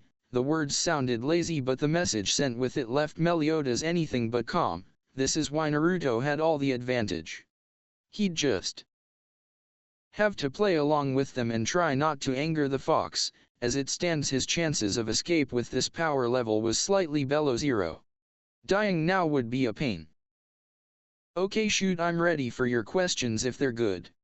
Meliodas said, and Kurama closed his eyes, signaling that he wasn't the one that would be questioning Meliodas. The Uzumaki sitting on top him was. Okay, let's just get to it. Are you evil or not? I'm able to sense malice from everyone, and so far almost all the people I have met have that. I can't judge a person because of the hate they have in their hearts. Sasuke has malice in his heart till this day, but I still know he can be trusted. Naruto slid down Kurama's head. Again the fox didn't react to his movement and just continued what Meliodas saw as napping. Naruto made contact with the ground, and as soon as he did he took forward steps to Meliodas, invading his personal space. Not that it moved Meliodas a bit. Now are you evil or not? Naruto said, his eyes narrowed dangerously. Meliodas was unfazed by the stare. How would you know I'm saying the truth? Meliodas asked. He wasn't really curious, he just wanted to buy some time to consider how to approach the question Naruto gave him. It was tricky because he didn't even know what the answer was. I won't. Kurama's listening to your heartbeat right now. I know you're a world-class liar, but I know a person can't be a good liar when he's nervous, and Kurama's yuki will make certain of that. That uneasiness you're feeling right now, that's not because you're in the presence of a nine-tailed kitsune. It's his yuki demanding the fear an alpha demands from other wolves, part of the pack or stray. In Kurama's presence your soul must bow. Kurama chuckled at Naruto's dramatic speech. Meliodas saw the chuckle as sinister, which was the opposite of the kitsune's intentions. Are you answering my question or not? Naruto said as he did his best to ignore the fact that the furball just messed up his badass speech. I told you before, Naruto, I don't label myself. I don't know whether I'm evil or not. But I know I'll do everything it takes to see that the people I love are happy. That's why whatever it takes I won't fail. Elizabeth Meliodas replied with a touch of emotion. He could tell that Naruto was happy with his answer but didn't want to show it yet. The Uzumaki just nodded as expected, then smiled brightly. He laughed briefly. The words that came next made Kurama open an eye in acknowledgement. That's good, Melly. But I think it's selfish to do whatever it takes for the people you love. You should have a limit. The masses also matter and they deserve your acknowledgement. Seeking only the happiness of your nakama and damning others is selfish. With the uncaring and shameless way you do it, I'm sure when I say you're the most worthless scum that I have ever met. But that's just my opinion. Meliodas was left speechless for a brief amount of time. The sweet and innocent smile he wore while saying that made it sting all the worse. His fellow blonde was probably right. But it didn't mean he would just let Naruto have the final say in the matter. Limits. Those don't apply in my way of life. Limits are set by people who commit a crime and feel remorse for it.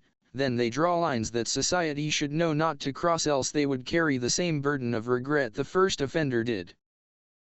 But I haven't done anything that I am remorseful of. I have no regrets, so I have no cause to draw a line. Meliodas said with his hands behind his head. He expected Naruto to be at least angered by his reply, but the Uzumaki was calm as a lamb. Naruto raised his left hand and stuck it at Meliodas' chest.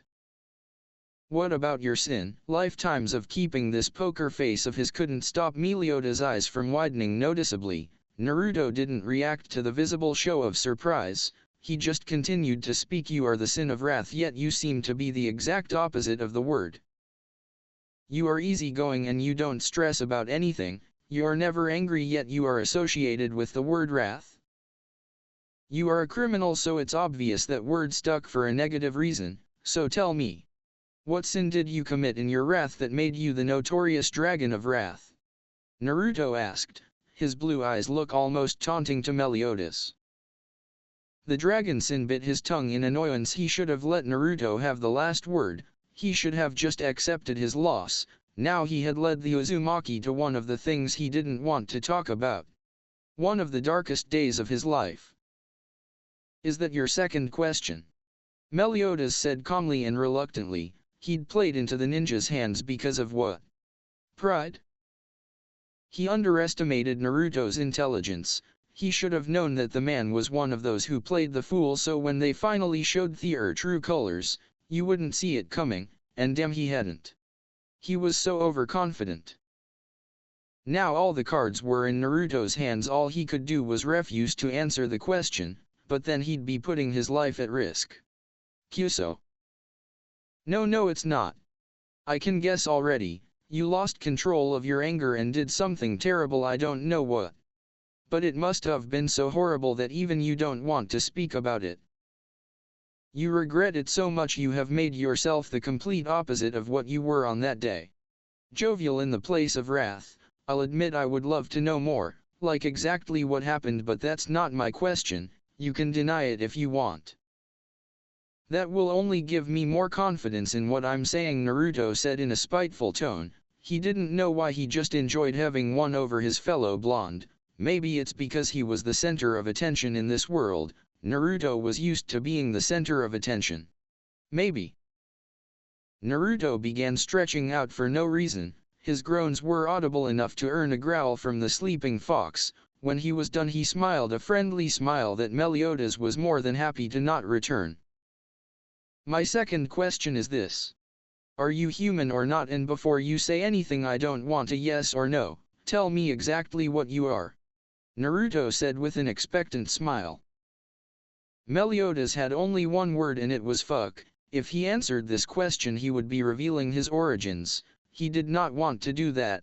If he refused to answer this question, Naruto would just shrug and ask him the one he didn't earlier. That would reveal his sin and the reason why he did it, and the reason was Elizabeth. It was either his secret or Elizabeth's secret. If he refused to answer both, that fox would not hesitate to eat him. To think this goofball was such a master tactician. He had checkmated him. Game, set and match. Naruto had proven to be the one who's not the dumb blonde. He was really helpless now. I really hope Melly answers this out of the kindness of his heart. I don't even know what I'm doing. Kurama is really helping put things in my favor by intimidating him, but he can't actually do anything to Meliodas.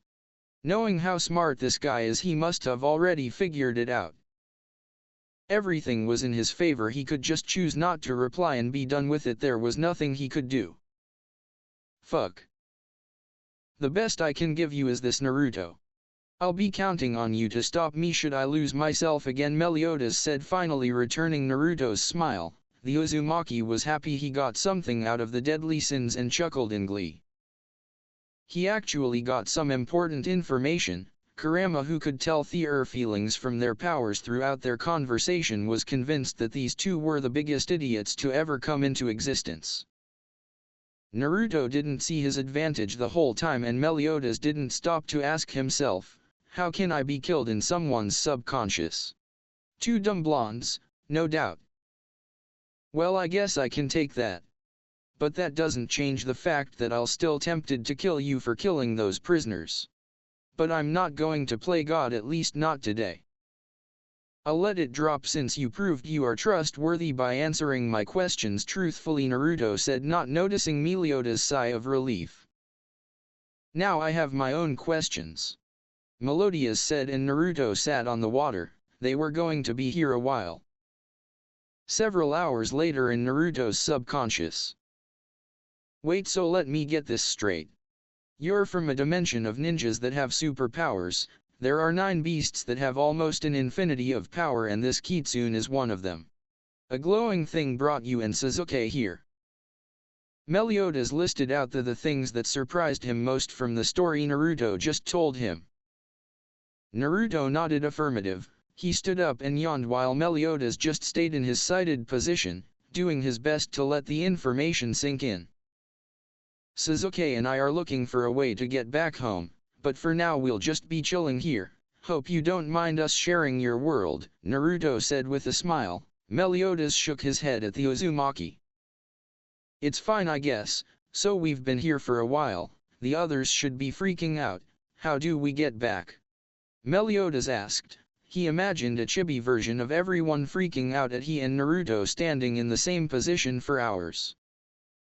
Well, time moves as slowly as I want it to over here, so no more than a second has passed. When I let you go, just continue from where we left off, Naruto said, earning a nod from Meliodas.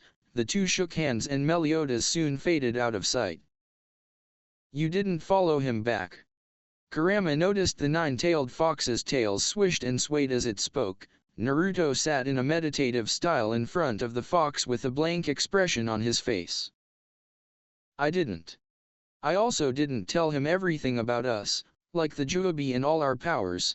The fact that that glowing thing has the same magic as Elizabeth should be our secret to keep after all, Naruto said. Isn't that right, Sasuke? Sasuke emerged from the darkness behind Kurama and facing Naruto. The Uchiha wanted to clap, but I have to say I was impressed by your acting skills, Naruto. Nobody plays the fool better than you, Sasuke said, and the Uzumaki got a tick mark at that. Shut up. The plan was successful. You were able to trap Kurama and Melly in a genjutsu, and we were able to stimulate his feelings so we could get the results we wanted. Though Kurama would have preferred doing this our way, the Kitsune hummed in agreement at Naruto's last words. No, your way. We wouldn't have been able to make Meliodas so uneasy that he got sloppy and cocky both times to our advantage. Using my Tsukuyomi, I was able to make him think he feared the fox to the point he actually did. It's like Shisui Uchiha's legendary genjutsu, only that it's not possible outside my genjutsu. Shisui Uchiha's genjutsu actually affects reality. Mine doesn't. In reality, Meliodas has no fear for anything. And here he fears the fox, just like the young version of myself that I used on the princess. I highlighted Kurama's appearance to make him more intimidating to Meliodas. Sharingan can make my opponents see what is not actually real. I just made him see what is real, but 100 times more real than he'd ever imagined, Sasuke said, and noticed Naruto and Kurama were ignoring his explanations in favor of playing cheese. The Uchiha frowned. Naruto, I can't believe you actually played Meliodas that well, Sasuke said with exaggerated awe, and as expected, Naruto smiled gleefully at his words. Yeah, I know, right? Pretending to not know I had the advantage helped play things into my hands, till the very end that tactic worked. Questioning Melly more might have messed things up. He might have reacted with hostility. After all, we still learned what we were planning on. Naruto's smile dropped as he spoke, from the way he answered and the questions he obviously wished to avoid, and with the fact that we could actually hear his thoughts due to your genjutsu. It's obvious that Meliodas is not human, and that means he's not from this world either. Kurama groaned, realizing his king had nowhere to go once again. Naruto had won checkmate. Meliodas found himself back where he was before his conversation with the nine-tailed fox and Naruto. Yeah, he was being carried by the collar by Naruto, and everyone still looked as they were before he went away for some time, just like Naruto had said. No more than a second had passed. He turned his attention to the Uzumaki, who just gave him a knowing wink and let go of him. Meliodas landed softly on his 2 feet and smiled at Naruto. The two began walking away from the rest, merrily sharing jokes. They were heading for Dalmarie like nothing happened between them. Diane said, finding completely insane that they would go from giving death threats to smiling and joking with each other in a flash. Ever since she'd met Naruto, this became a regular occurrence. 180 degrees mood swings in mere seconds. 1 second they were angry, the next they were happy. She didn't even know what to say anymore. Hey you blonde retards, what the hell was that? Get back here and explain yourselves. Hey, I'm talking to you. Hawk screamed and followed after the blondes, with one goal in mind: Hawk smash. Ban and Sasuke just followed after the rest quietly. Diane didn't know what else to do but follow too. The Deadly Sins entered Dalmarie. The town seemed more lively than usual. People were all about cheering and chattering. Maybe the prison they just destroyed and the prisoners that escaped from inside it had something to do with it. Who knows? Meliodas waved at Diane and gestured for her to let Elizabeth down. The Gant took off her backpack and came down to her knees, then dropped the bag softly and unzipped it. A battered and bloodied Elizabeth was revealed, much to Naruto and Sasuke's surprise. Elizabeth, how are you feeling? Meliodas said softly to the princess, as if saying his words audibly would hurt her. Diane looked sober, and it was because of Elizabeth. This surprised Naruto again. Diane-sama, Meliodas-sama. What about Ban-sama, Sinat, and Hawk-chan got hurt too? Elizabeth said worriedly. She was hurt but still worried about everybody but herself. It brought tears to Naruto's eyes. Sasuke stepped a few inches away from the crying Uzumaki just to be safe. Whatever he had could be contagious. Sasuke's thoughts were spot on. Hawk had caught the Naruto flu too, and he was a crying mess. More of a mess than crying, but that wasn't the point. The pig was also speaking gibberish that Meliodas understood for some reason. Before worrying about others, worry about yourself, he says. Meliodas translated the words of the crying pig to Elizabeth's understanding. Ban and Sinat came with us too. Oh, and Naruto and Sasuke are here as well, Meliodas said with a smile. Elizabeth couldn't return it. It hurt to smile. Then does Sinat know about Dr. Dana? Elizabeth asked with a pained cough, making Naruto cringe and Sasuke frown. Yeah. I told her everything, Meliodas said with a nod. Elizabeth was grateful at his words. Everything managed to work out. Meliodas-sama. I'll be okay. Please go with Sinat, Elizabeth said, and Naruto and Hawk wailed in response. Sasuke took more steps away from the two.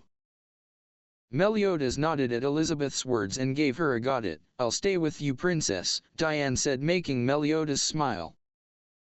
I'm counting on you, Meliodas said, then turned to the crying Hawk. Hawk, come with me, you're too noisy. Elizabeth has to rest, the captain of the 7 deadly sins said, but got no reply from the pig, who continued crying comically. Meliodas looked away and noticed Ban was going somewhere. Hey Ban, where are you going? Toilette, Ban said in a sing-song voice and continued walking until he was out of sight. I'll go with Meliodas, Naruto, take care of the princess, Sasuke said, causing Diane to frown. I'm the one who's looking after her, Diane said to the Uchiha. Sasuke stared back at her blankly. Let's go, Meliodas Hawk and Sasuke left, a fuming Diane, a sobbing Naruto and injured Elizabeth behind in the middle of the town. Could you stop crying please? You're not letting her get any rest, Diane said to Naruto with an irritated voice. The Uzumaki gave her a thumbs up and did his best until his tears stopped flowing out. I guess I should take care of this now, Naruto said, then walked to the bag that was containing Elizabeth. Diane watched him curiously as he climbed into the bag, carefully avoiding Elizabeth's lying form, then took off his shirt and tossed it out of the bag. What the fuck are you doing? Diane shouted with a blush on her face. The surrounding civilians immediately took to their heels at the sound of the angry Gant's screaming voice. Shush. You're gonna wake her up, she's already sleeping and I need silence please, Naruto said with a finger in between his lips. What are you trying to do to the princess? Diane whispered angrily at Naruto, who stared at her confused. What does it look like? Naruto said, finding it weird that Diane didn't get what he was about to do. Right in front of me. And inside my backpack. Don't you fucking dare. I'm not going to clean up your seed, you disgusting freak. I'll kill you before you even start having sex with the princess, Diane said with an anger only women could understand. My seed? Have sex with the princess? What are you talking about? I want to heal her. I thought she'd be fine, but she is obviously not. I only took off my shirt 'cause it's hot in here, Naruto said, and sure enough Diane was blushing in embarrassment. The Gant used one of her pigtails to cover her tomato red face. I sorry. Diane managed to squeak out. Naruto just laughed at her embarrassment and began healing the princess. It's okay, when a guy gets into a bag with a defenseless princess in it, then takes off his shirt, what else could you think I was gonna do? Naruto said with a grin aimed at Diane. The Gant hid her face from his there. All done. Now all Elizabeth has to do is rest, Naruto said, getting Diane's attention, and to her surprise, Elizabeth was completely healed, no cuts or bruises. All that was left was the blood from her previous injuries. Could you help me out? It's easier to get in than get out, Naruto said with an embarrassed chuckle. Diane quietly offered him her hand. He got on top said hand and she easily carried him out of the bag. This is kinda fun, Naruto said thoughtfully. He enjoyed the rest of the short ride until Diane lowered him close enough to the ground that he could get off without risking injuries. Diane still couldn't get over her embarrassment, and seeing the muscle body of the half-naked Jinchuriki was only adding to her embarrassment. She wondered what god made this man. His body was perfectly toned, perfectly tanned, and every muscle was perfectly placed, and to add to the eye candy that was Uzumaki Naruto, he had scars. Nothing grotesque or deep, just small lines and hardly noticeable cuts here and there. It made his already very masculine body look more manly. She wondered how a guy with a body like this could act like such a fool for most of the time.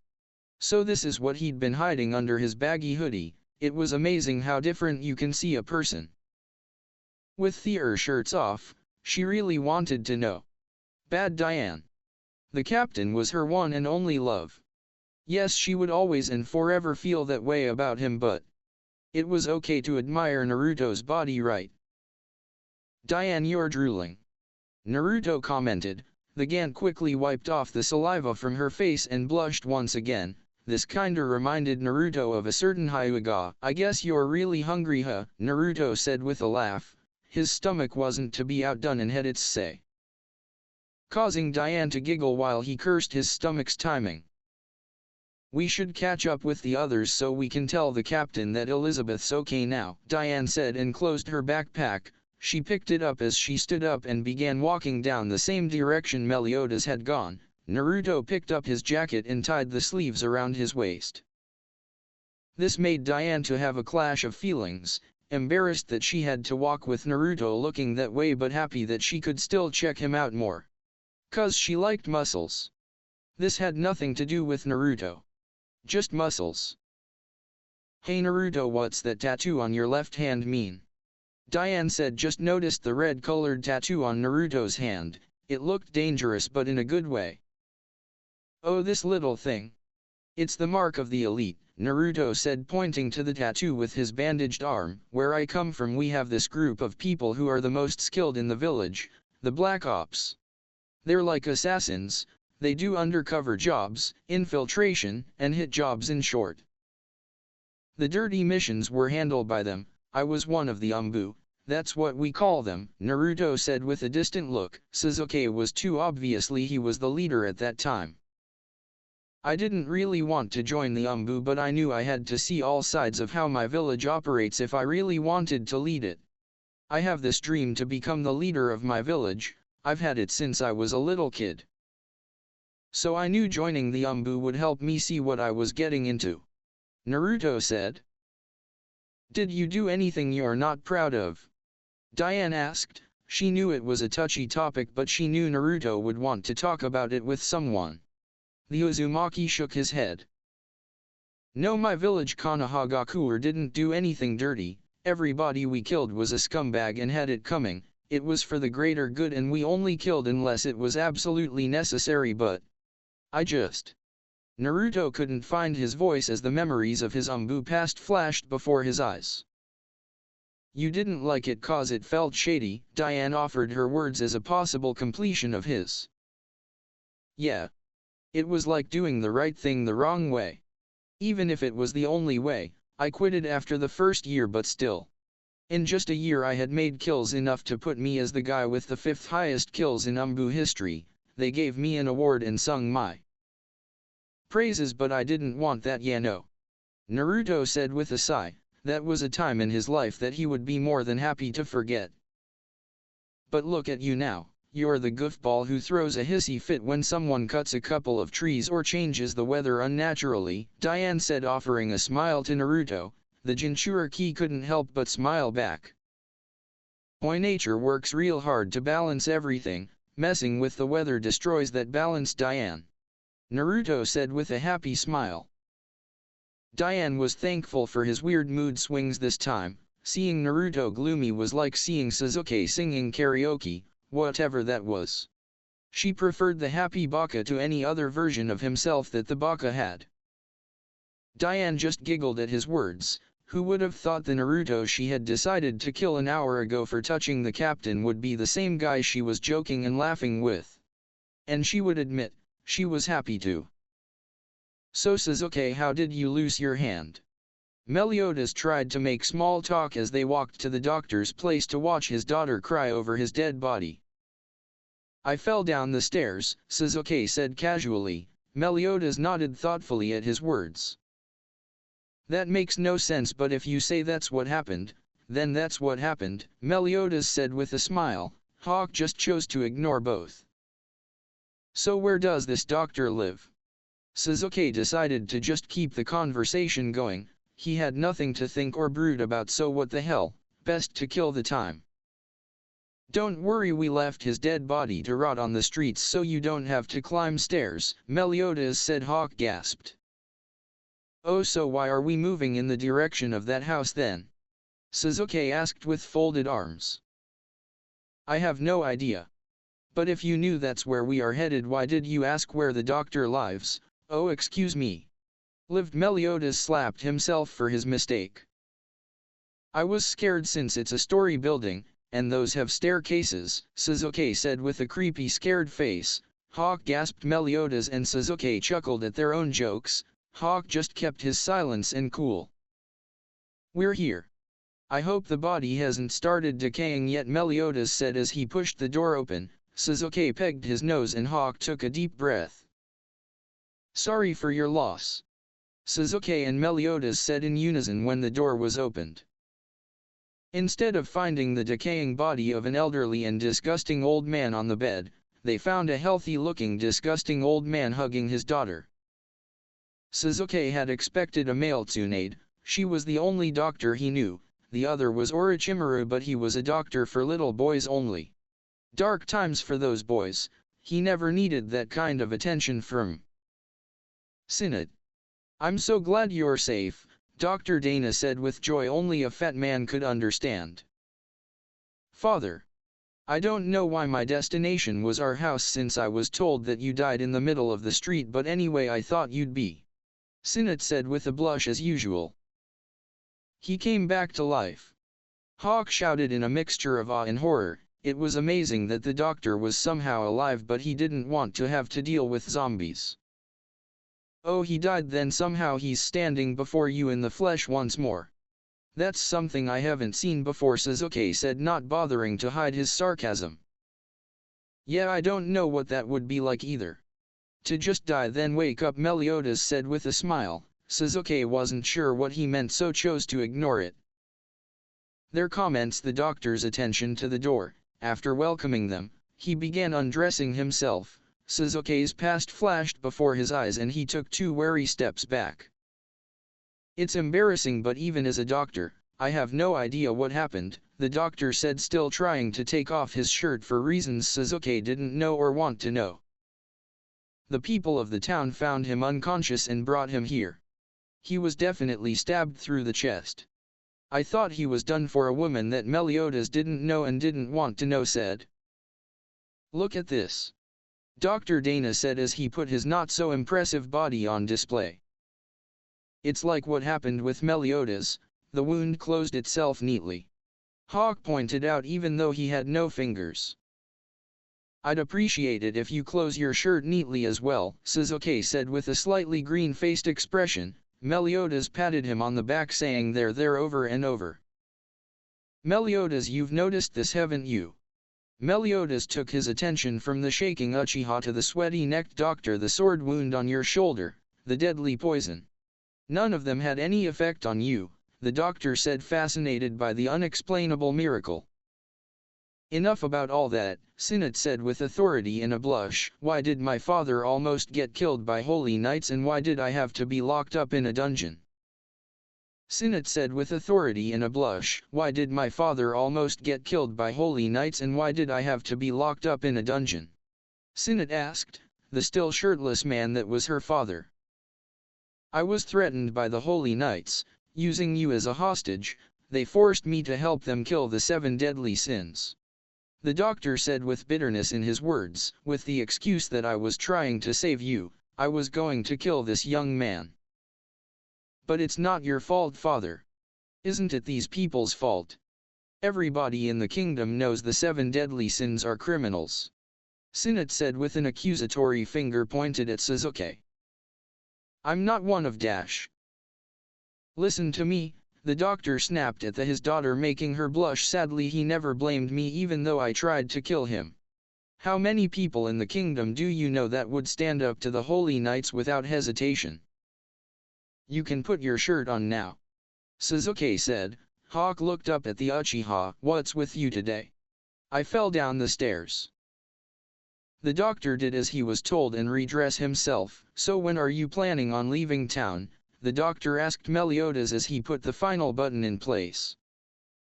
Tomorrow, at the latest the day after tomorrow. The kingdom probably won't stay silent after base was leveled, Meliodas said with a shrug. Dr. Dana rubbed his chin in thought.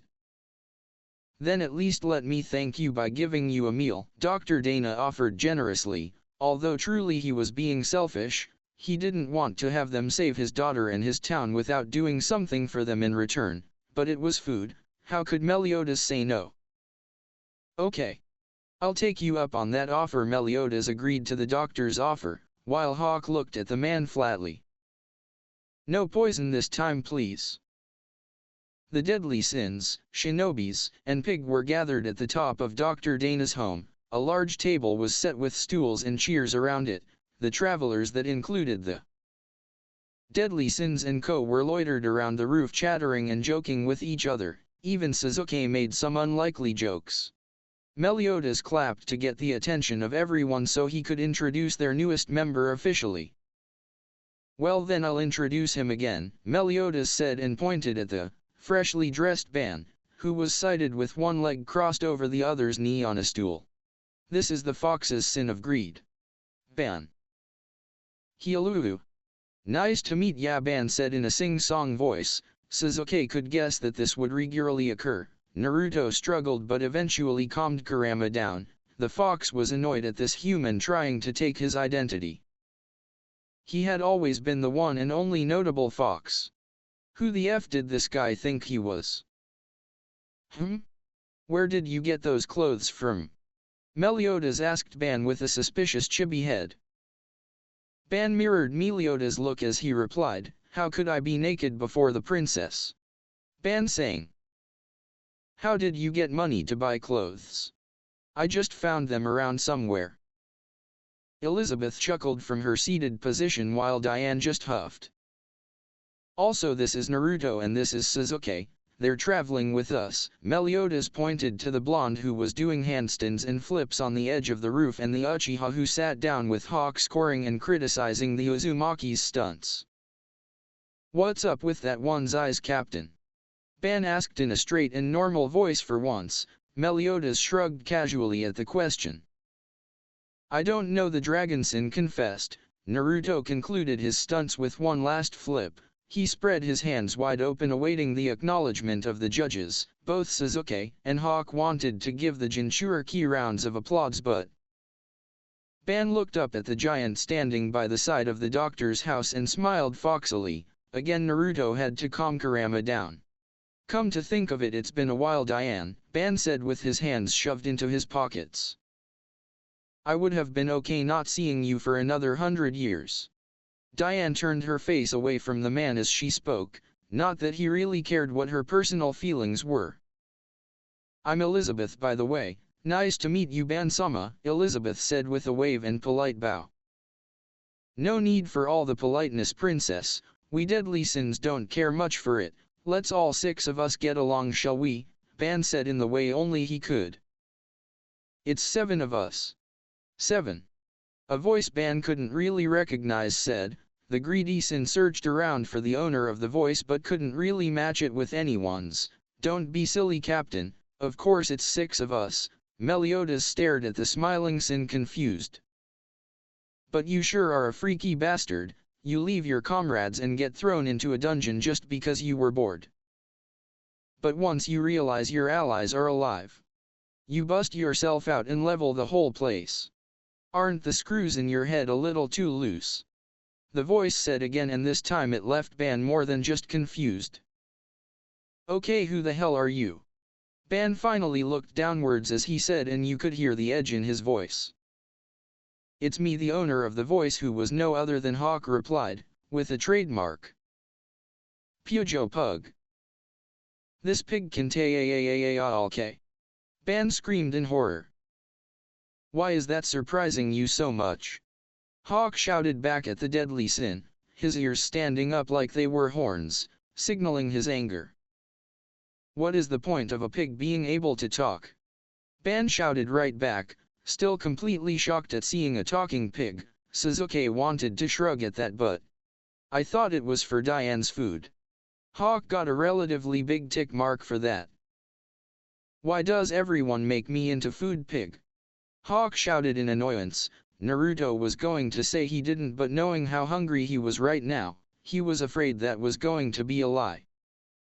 "Listen up, I'm Hawk, the captain of the Knights of Leftovers Cleanup." Naruto waved a flag bearing the emblem of the Hawk Corps comically, while a chibi Sasuke played a flute to add to the already overly dramatic scene. Ban gasped in amazement. Elizabeth chuckled at their antics. She never expected Sasuke to openly have fun, and not just with Naruto. He had started associating with all of them, and he looked happy to her. "Amazing. I've never heard of something like that," Ban said in sing-song amazement. Meliodas' sweat dropped at the scene. "And here we have a pig starting to believe his own delusions," Meliodas said. "And the moment they've all been waiting for, especially Naruto, the time to eat came." Dr. Dana and Sinnat came in with long trays with plates carrying varieties of meals. Said Uzumaki was already drooling at the prospect of tasting everything.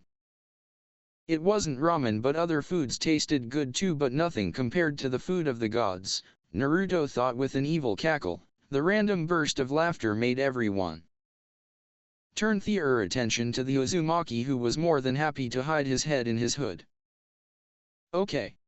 Dr. Dana said, not too sure how to react to the Uzumaki's sudden cackle. He just shrugged it off and smiled brightly as he set the trays of food down. Everybody, please eat as much as you want. Dr. Dana said in a loud voice. Naruto, Hawk, and Ban didn't have to be told twice. The three dove down on the food. Are you sure it's okay? Diane said with uncertainty despite seeing her friends devouring the food, right as soon as it came. Of course, don't be shy, Dr. Dana said with a kind smile. Diane smiled at the man's kindness and accepted his hospitality and joined in the food munching. Ban had left the food table after a short amount of time and had begun drinking. That was almost an hour ago and he was still drinking, just as Naruto was still scarfing down food at an amazing rate. Diane was watching him with a mixture of disgust and awe. Hawk did what he was made to do. Pig out and clean up the leftovers. Meliodas offered Elizabeth some food, even though the princess was quite able to feed herself. Sasuke was arguing with himself internally on what to eat. He was really picky and he hated more than half of what Dr. Dana prepared. Deciding what to eat was a real pain. Sasuke-sama, aren't you going to eat something? Elizabeth asked as she politely refused Meliodas' offering hand. She could take care of herself, although she really appreciated the gesture. I am, it's just. Oh, I think this might be good. Blah. That's disgusting. Damn it, Sasuke said with a groan. He didn't know why he felt so alive today. He normally didn't act so happy or carefree. There had been exceptions, but that was in his privacy. For some reason today he just felt younger. It felt like the time Zataka was still alive. Was it because of what he did for Elizabeth? Did avenging her take the guilt he was feeling from his heart? Was this happiness actually relief? Was it that he was so glad he had atoned a little bit for his sins? Who was this Elizabeth? And why did it feel so wrong of him to make her cry? He had used his Tsukuyomi many times, on many people, and he had watched them all break without a flicker of emotion. What made this woman different? Her kindness was something he hadn't seen in a long time. He would admit she was a completely selfless and flawlessly good soul. Hinata Hyuga was similar, but growing up as a shinobi took away some of her kindness, innocence, and selflessness. After the war, the Hyuga wasn't as innocent as she was during her younger ages, especially when it came to battle. Naruto was right. In their world it was kill or be killed. Those who hesitated died, those who sympathized ended up dead. Only the decisive survived. In a world where killing was a trade, a way of life taught to children as early as 8 years. Nobody in their world was pure. Even Naruto Uzumaki knew he had to do what was necessary, when it was necessary, and unlike the majority of them, he didn't let that inevitability affect his life. He lived as though he was a civilian. He never depended on his ninja skills when he wasn't on missions, and when he did it was to help others. Naruto never used Kage Bunshin to support himself, he used it to support others. He maintained a simple life away from all the violence that being a ninja came with. But no matter what way you looked at it, it was denial. In the end, the violence of their world was still there, he just chose to ignore it. Maybe he was thankful that he didn't have to try to pretend the violence of his life wasn't there like Naruto did. In this world, surrounded by people like Elizabeth, there was no violence at all to him. Maybe he was in denial as well. He chose to let his heart believe what it wanted to believe, for the time being though. They wouldn't be here forever. Elizabeth handed Sasuke her plate of food. Surprised at the contents, the Uchiha was hesitant to take it. I once had Naruto-sama talk about how much you love tomatoes, Elizabeth said, and true to her words, the dish was filled with freshly sliced tomatoes and the Uchiha just couldn't resist his one and only natural weakness. He began eating it slowly, then paused and offered her a bit of the delicious food. Elizabeth surprised him and ate it straight from his hand. Meliodas-sama told me that you helped defeat the holy knights that hurt us. He said you were the one who defeated the majority of them. They won't be able to hurt anyone ever again. Arigato Suzuki-sama. Suzuki Uchiha wouldn't believe it if he was told it would happen earlier, and even after it did he wouldn't still believe it. Hell, it was happening right now and he still didn't believe it. Elizabeth's words were more than generous to the Uchiha. And knowing she didn't judge him or think different of him for killing those knights was just. Suzuki didn't know the word to use. In fact, he didn't know what to say, but everyone in the room was surprised to see, and Suzuki himself knew that. He was blushing. Suzuki's blushing. Naruto slushed, his face was more red than usual, hawk sweat dropped at the blonde. How are you drunk?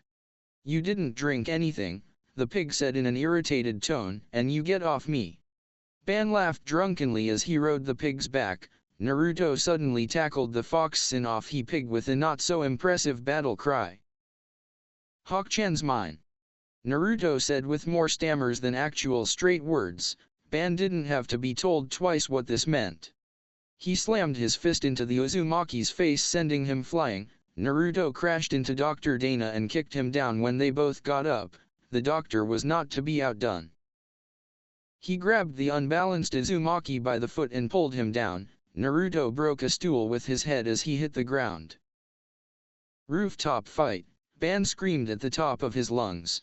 He got his response as Suzuki threw a stool at his face. Meliodas abandoned his mission on feeding Elizabeth and attacked Diane with a table. They chuckled at the ridiculous choice of weapons and blew him away.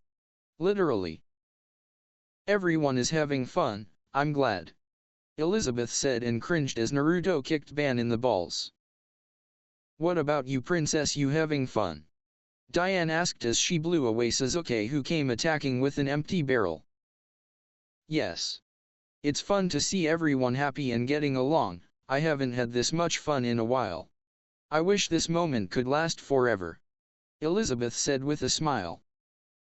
Her smile fell as something else crossed her mind, but this just reminded me of how frightening powerful the holy knights are, and only the 7 deadly sins can stand up to her. Suzuki-sama and Naruto-sama are dash. Overkill.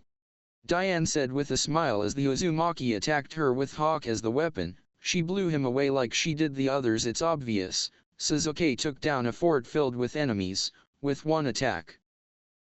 He also helped us take out the trash.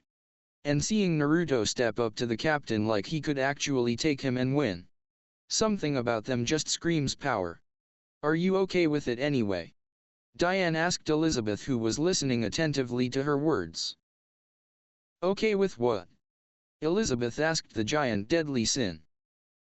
That Suzuki killed those holy knights, because along the road we'll have to do that when necessary, Diane said and watched as Elizabeth's eyes were clouded with uncertainty. It must be a hard thing for a princess to accept. The holy knights were still part of the kingdom. I asked for your helps, didn't I? I can't tell you how to help me. Elizabeth said simply and smartly. Growing up as a princess, she was able to learn how to answer questions like this, without contradicting herself and betraying her true feelings as well. Princess. I don't know anything about humans, or humans' countries, and to be honest I'm not interested either.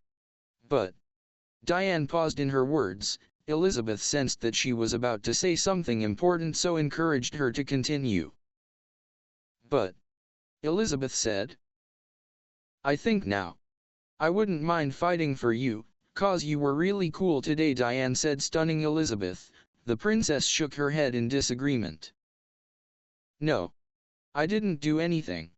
Elizabeth argued against Diane's words. It was like what Meliodas-sama did. He always patronized her, always praised her for the hardly useful things she did. She enjoyed the appreciation, but it made her feel even more useless. All their compliments were out of pity, she was sure. You said you don't have any powers, but you do. The power to move the hearts of Captain and me. Even Suzuki did something we didn't expect of him when you got hurt. You should have seen how angry that blonde baka got when it looked like I was putting you in danger. You make us stronger, princess. Diane said to Elizabeth, who was lost for words. She didn't know that was how they saw her. She was an inspiration to them. She meant this much to even Suzuki-sama. She thought he didn't even like her.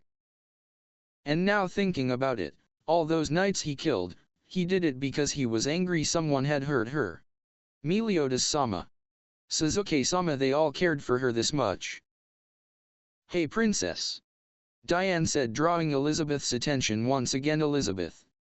Can I call you just that? Diane asked with an embarrassed smile, but she didn't have to be. Elizabeth replied her with a sweet happy smile. Of course. Elizabeth said, happier than she thought possible. Now Diane-sama had accepted her too. She was just so happy she wanted to cry. And you don't have to answer me with Sama again, huh? But. That's a little.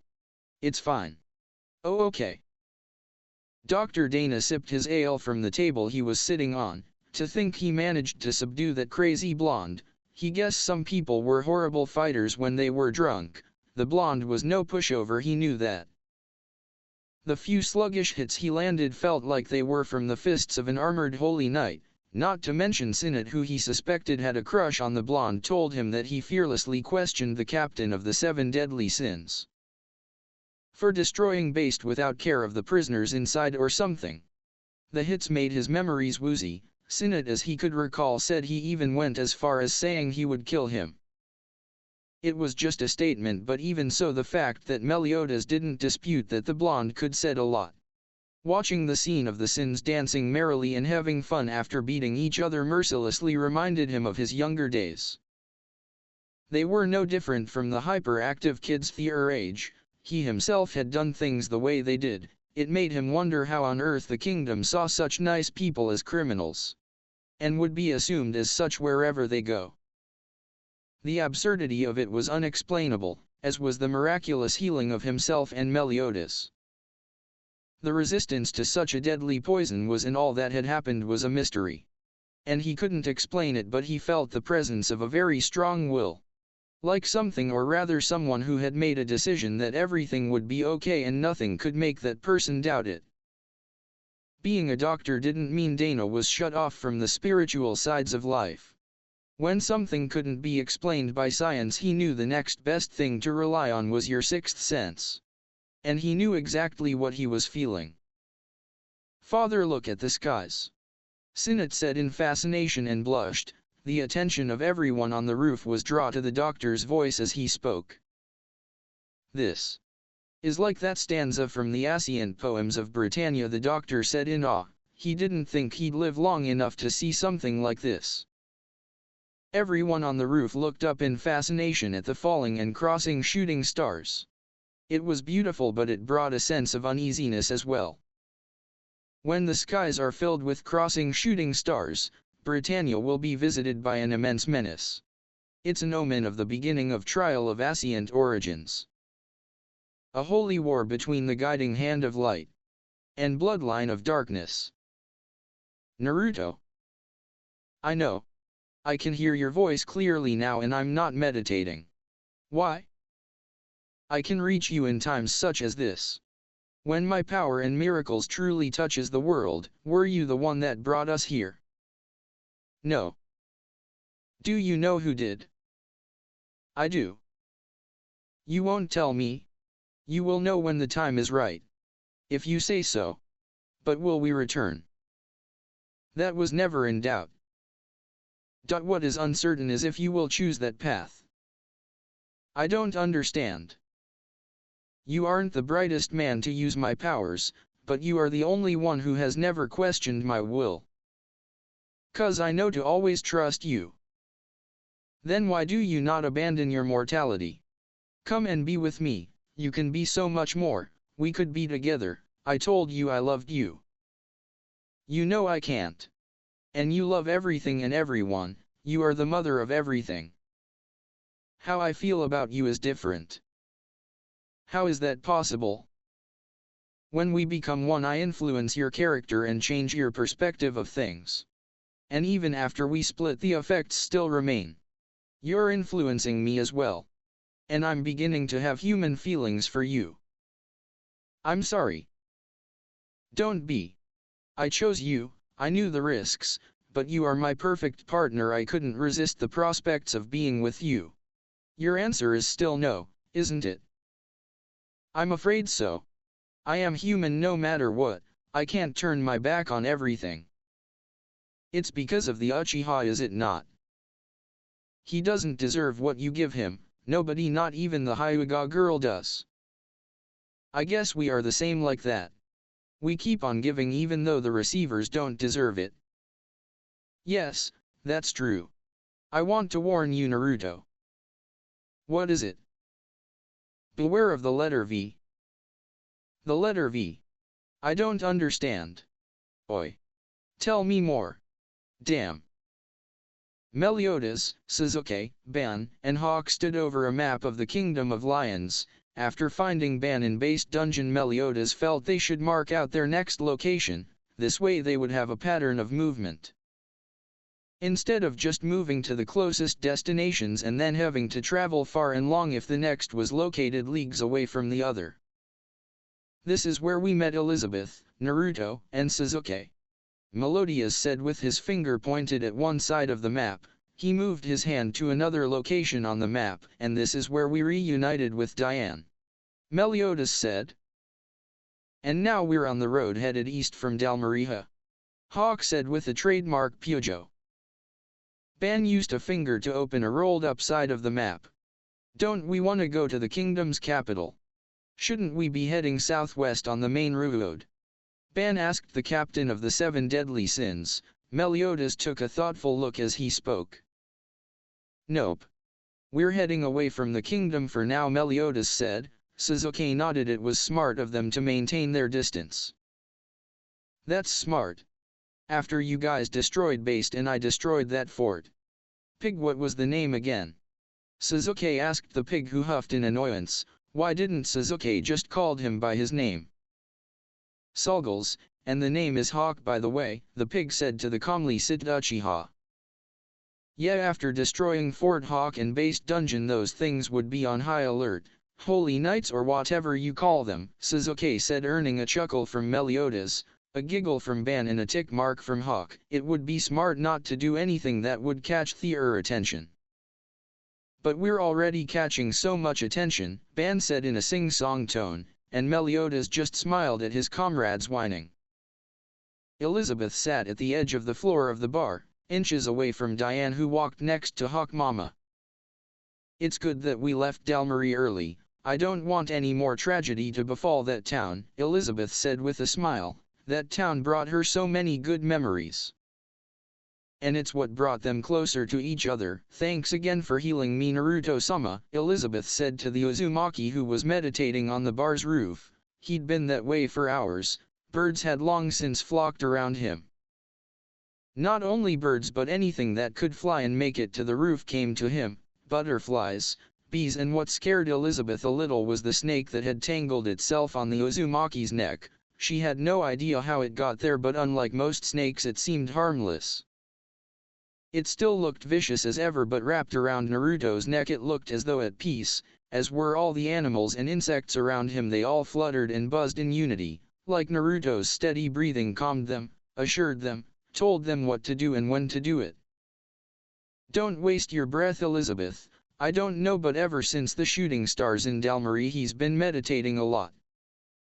When he's like that he can't hear you. I've tried, Diane said, unsure as to why the Uzumaki was meditating as much as he was. Meditation was something you do to calm yourself, right? To find peace. What was troubling the Baka so much that he had to meditate all day every day? So Captain, where did we decide on going next? Ban asked Meliodas, who was rolling the map up. That meant he must have come to a decision. Our next destination is... Meliodas was forced to finish his sentence prematurely when Hawk Mama came to an abrupt halt. Those in the bar peered out the window to find 2 men dressed in steel armors standing in the way of their giant pig ride. The giant pig and girl are from the Gant clan. One of the men, who had black hair that he styled to have a pointy edge, said to his blonde wavy-haired partner. Stop right there, the blonde man shouted to the already halted Gant girl and pig. The 2 men posed flashily as they spoke. We are holy knights of the kingdom, you must answer our questions, the black-haired knight said with a cool oomph. From the reports we know that Diane of the 7 deadly sins is a giant. We also have witness reports of a pig carrying a house on its back. You look suspicious, the blonde posing knight said to the Gant pig with suspecting eyes. Speak of the devil, we've run into a security check already, Meliodas said looking at the two men who were obviously knights of the kingdom. Holy knights my ass, they're probably just apprentices, I'll finish them off without breaking a sweat, Ban said. It wasn't a pompous remark despite the way it sounded, it was the truth. Meliodas put a restraining hand on Ban's shoulder signaling that he would take care of it. The holy got on alert when they noticed movement on the bar. Someone is coming out. The blonde holy knight said. He wasn't in his pose again, so he felt less intimidating to the two giant creatures before him. The black-haired knight narrowed his eyes to be sure what we was seeing was real. A child, he said uncertainly. Meliodas waved and smiled down at the two men. Hey, they're security guys. I'm the owner of this traveling bar, the Boar's Head Bar. What can I do for you? Meliodas said. A traveling bar. A child owner. The blonde knight mumbled to himself. It was quite surprising, he had to say. Then what are you doing with this woman from the Giants clan? The black-haired knight was able to get over his surprise quicker and ask the boy. She's my attractive bar waitress. Meliodas replied, then pulled Elizabeth to him. The princess gave an eep as he did her too. What an unbelievable lie. Ban said with a bored expression. Sasuke grabbed a mug of ale he had forgotten to drink earlier. What do you mean? Diane and Elizabeth are attractive, Sasuke said. Ban nodded at his point. That's not what he meant. Hawk bounced up to the Uchiha's face and shouted, Okay Porky, Sasuke said carelessly, causing Hawk to huff in anger. The holy knights studied Meliodas and Diane's faces closely, their eyes narrowed with suspicion. This is a new trend. The blonde knight blurted out in amazement, awesome, she's cute. The black-haired knight followed in his friend's stupidity. Diane didn't concentrate on their idiocy or their compliments. What went through her mind was that the captain had just called her attractive. I like the other one too, the holy knights shouted in unison while Meliodas just laughed. We don't open the bar while we're traveling, but if you want a drink we'll give you a discount. And if you find us stopped somewhere, you can stop by any time. What a good bar. The black-haired knight said, impressed with their kindness and women. All right, you can move along. The blonde-haired holy knight said, pointing at the direction they were going. It was nice to run into such good people. Good thing they were idiots. Hawk said with a slightly relieved voice. This was the first he was actually grateful for someone's stupidity. We were saved by their stupidity. Meliodas said with a smile. After he did, he felt something wrapped around his body. He was pulled upwards by what felt like fingers. Elizabeth and Hawk's eyes followed the blonde dragon's ascent all the way to. Thanks, Captain, an attractive waitress. I'm super happy. Diane shouted in happiness as she cuddled into Meliodas' smaller body. She was so touched and happy that the captain saw her that way. She couldn't believe he thought she was attractive. She was totally lost in her happiness that she entirely forgot. Captain. The black-haired knight said with a thoughtful look. Wait a minute. You're Meliodas, captain of the 7 deadly sins. The two knights got into their fighting stances as the words left the black-haired knight's lips. Diane covered her mouth in shame. She got a little too carried away, but it wasn't her fault. Captain complimented her. She couldn't contain her happiness. Ah man, we have an idiot too. Hawk said with a disappointed huff. Ban shrugged at his words like it didn't matter either way. Honestly, it didn't. That's why I said we should just finish them off. Ban said, and Hawk had to nod at his point. It would have been easier, but Hawk Mama had taught him, violence was never the answer. Ban turned his eyes to his left. He was sure he had heard something and his suspicions were confirmed. Something was bouncing at an incredible speed and it was headed their direction. The thing that no one was sure what it was began circling around the two giants and at the same time crossing in between the holy knights, who struggled to find their concentration. It was moving so fast all they could see was lines of blurred movement. Meliodas ordered Diane to put him down, which she quickly did. The holy knights shouted truths and commands at the unidentified foe, and soon one was run over. His partner wasn't certain where his friend's body was, he couldn't see anything. All he could do was fearfully scream his name. He knew Andre was dead. And he knew he was next. And so it was. After the two holy knights were confirmed dead, the killer revealed its identity, and it was the size of a small elephant and the height of a human. It had black fur with a mixture of purple streaking around its limbs and most noticeably its neck.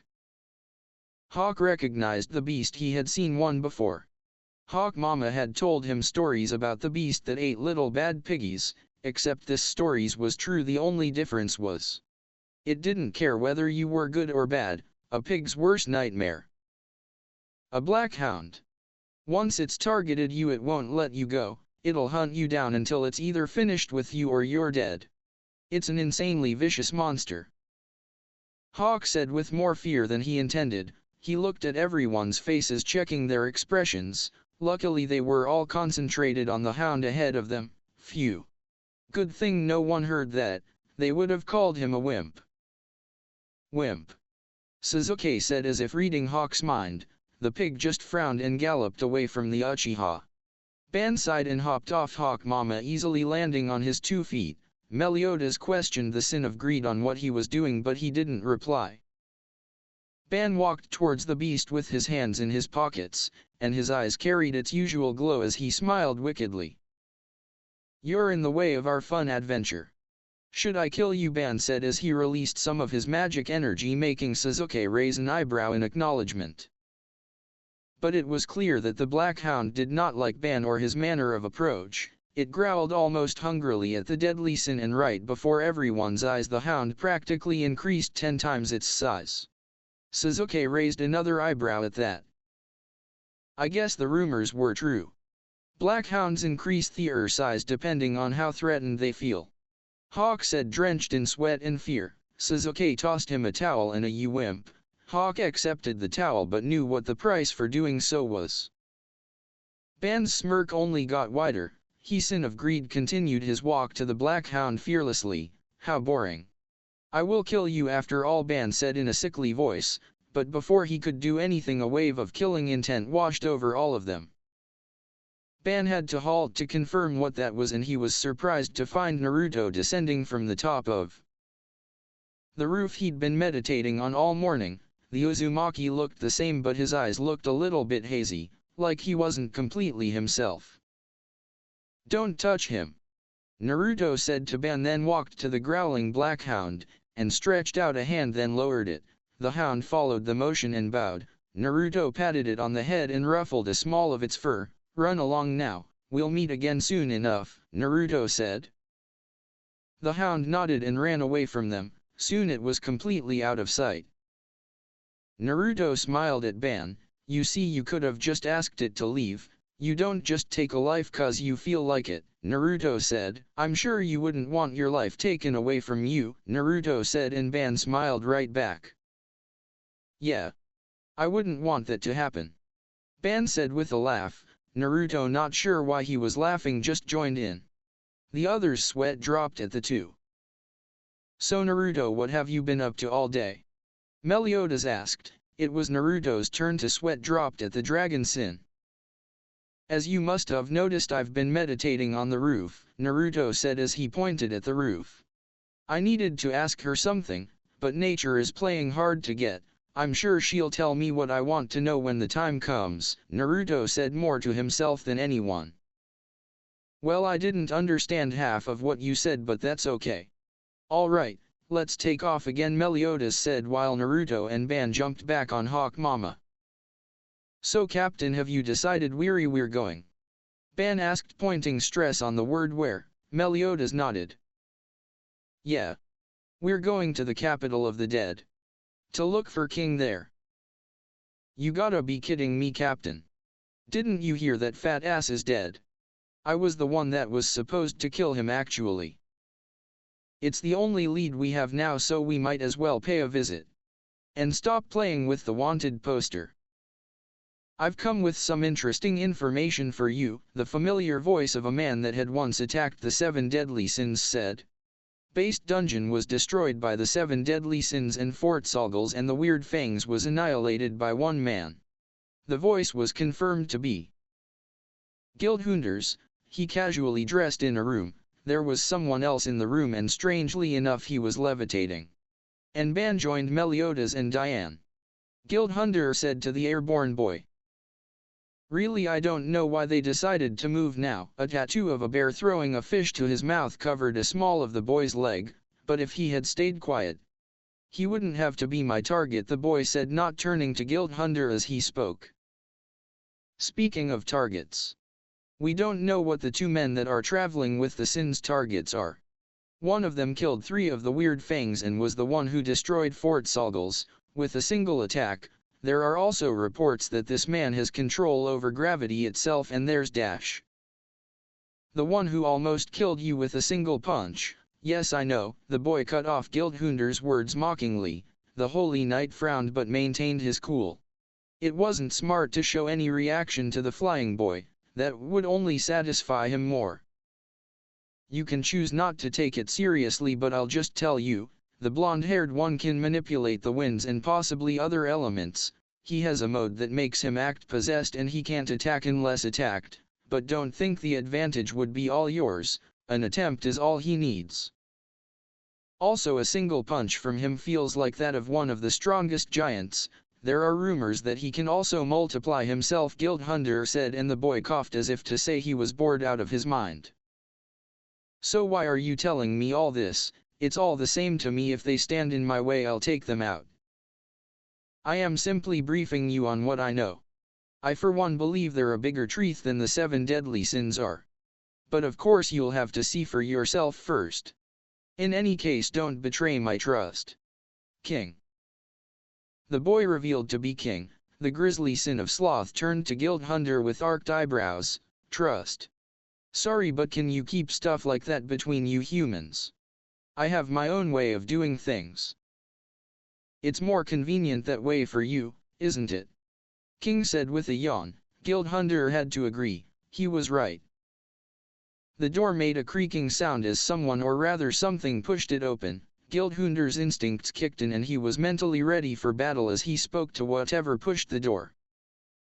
Who is it? Guildhunter asked, not really expecting an answer. The Black Hound entered the room. It was several sizes smaller than it had been during the encounter with the Sins and friends. It was a little bit bigger than King now. The dog barked as King flew to it and patted it on the head. It responded happily to King's petting. So how did it go? Did you find him? King asked the dog, expecting some sort of reply even though he knew it couldn't speak. The hound barked in response. Oh, I see, so that's why you came back, King said. Somehow he understood or got the gist of what the dog was saying.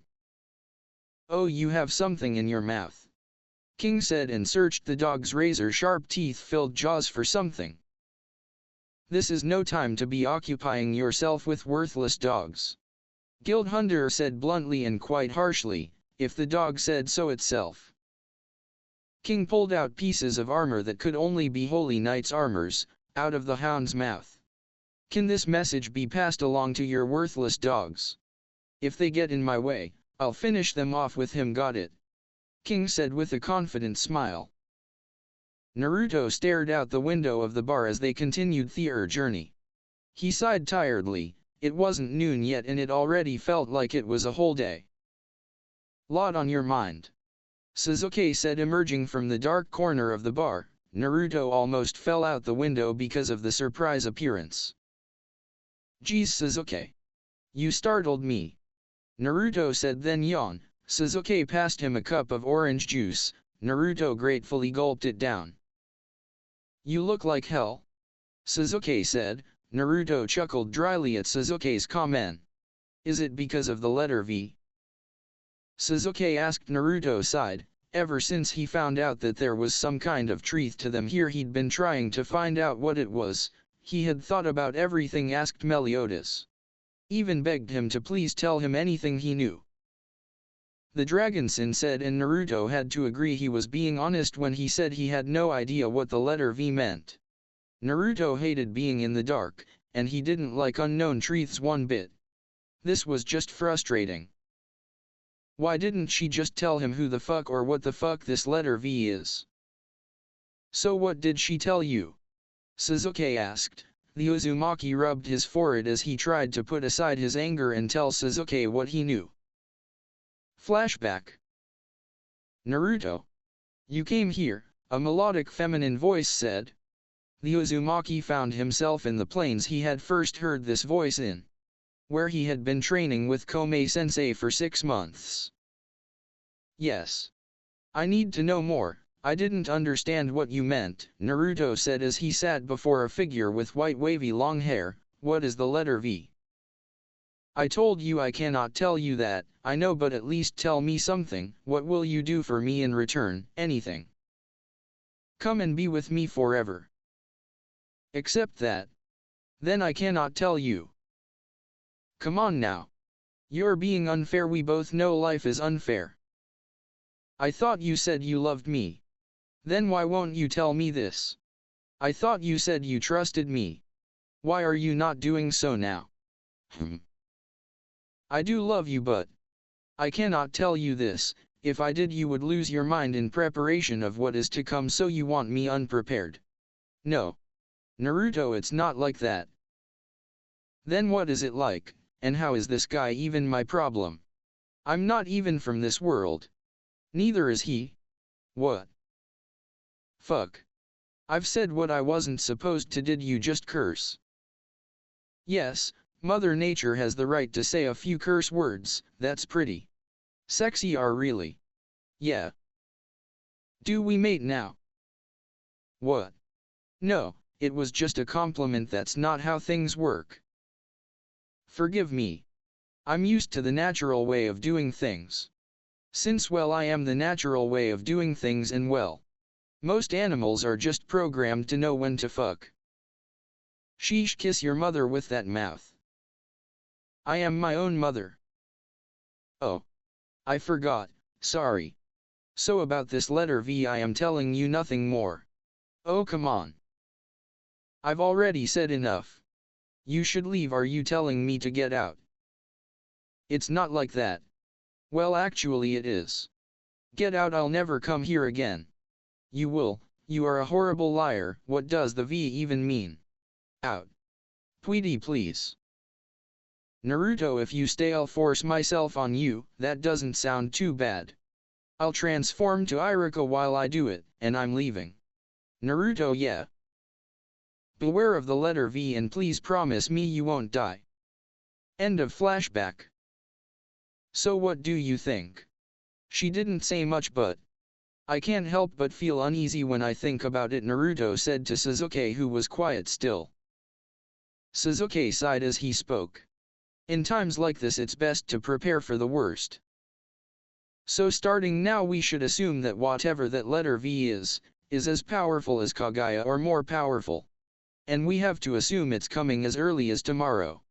That doesn't mean we should start freaking out. If we have learned anything from the course of our lives, it's that no matter what the truth is, as long as we face it together, it will fall. Naruto, don't lose sleep because of this unknown enemy. In the end, we are always the victors as long as we battle together. We are simply unstoppable. Why else are we regarded as gods amongst men? That will be it for this reading. Thank you for watching.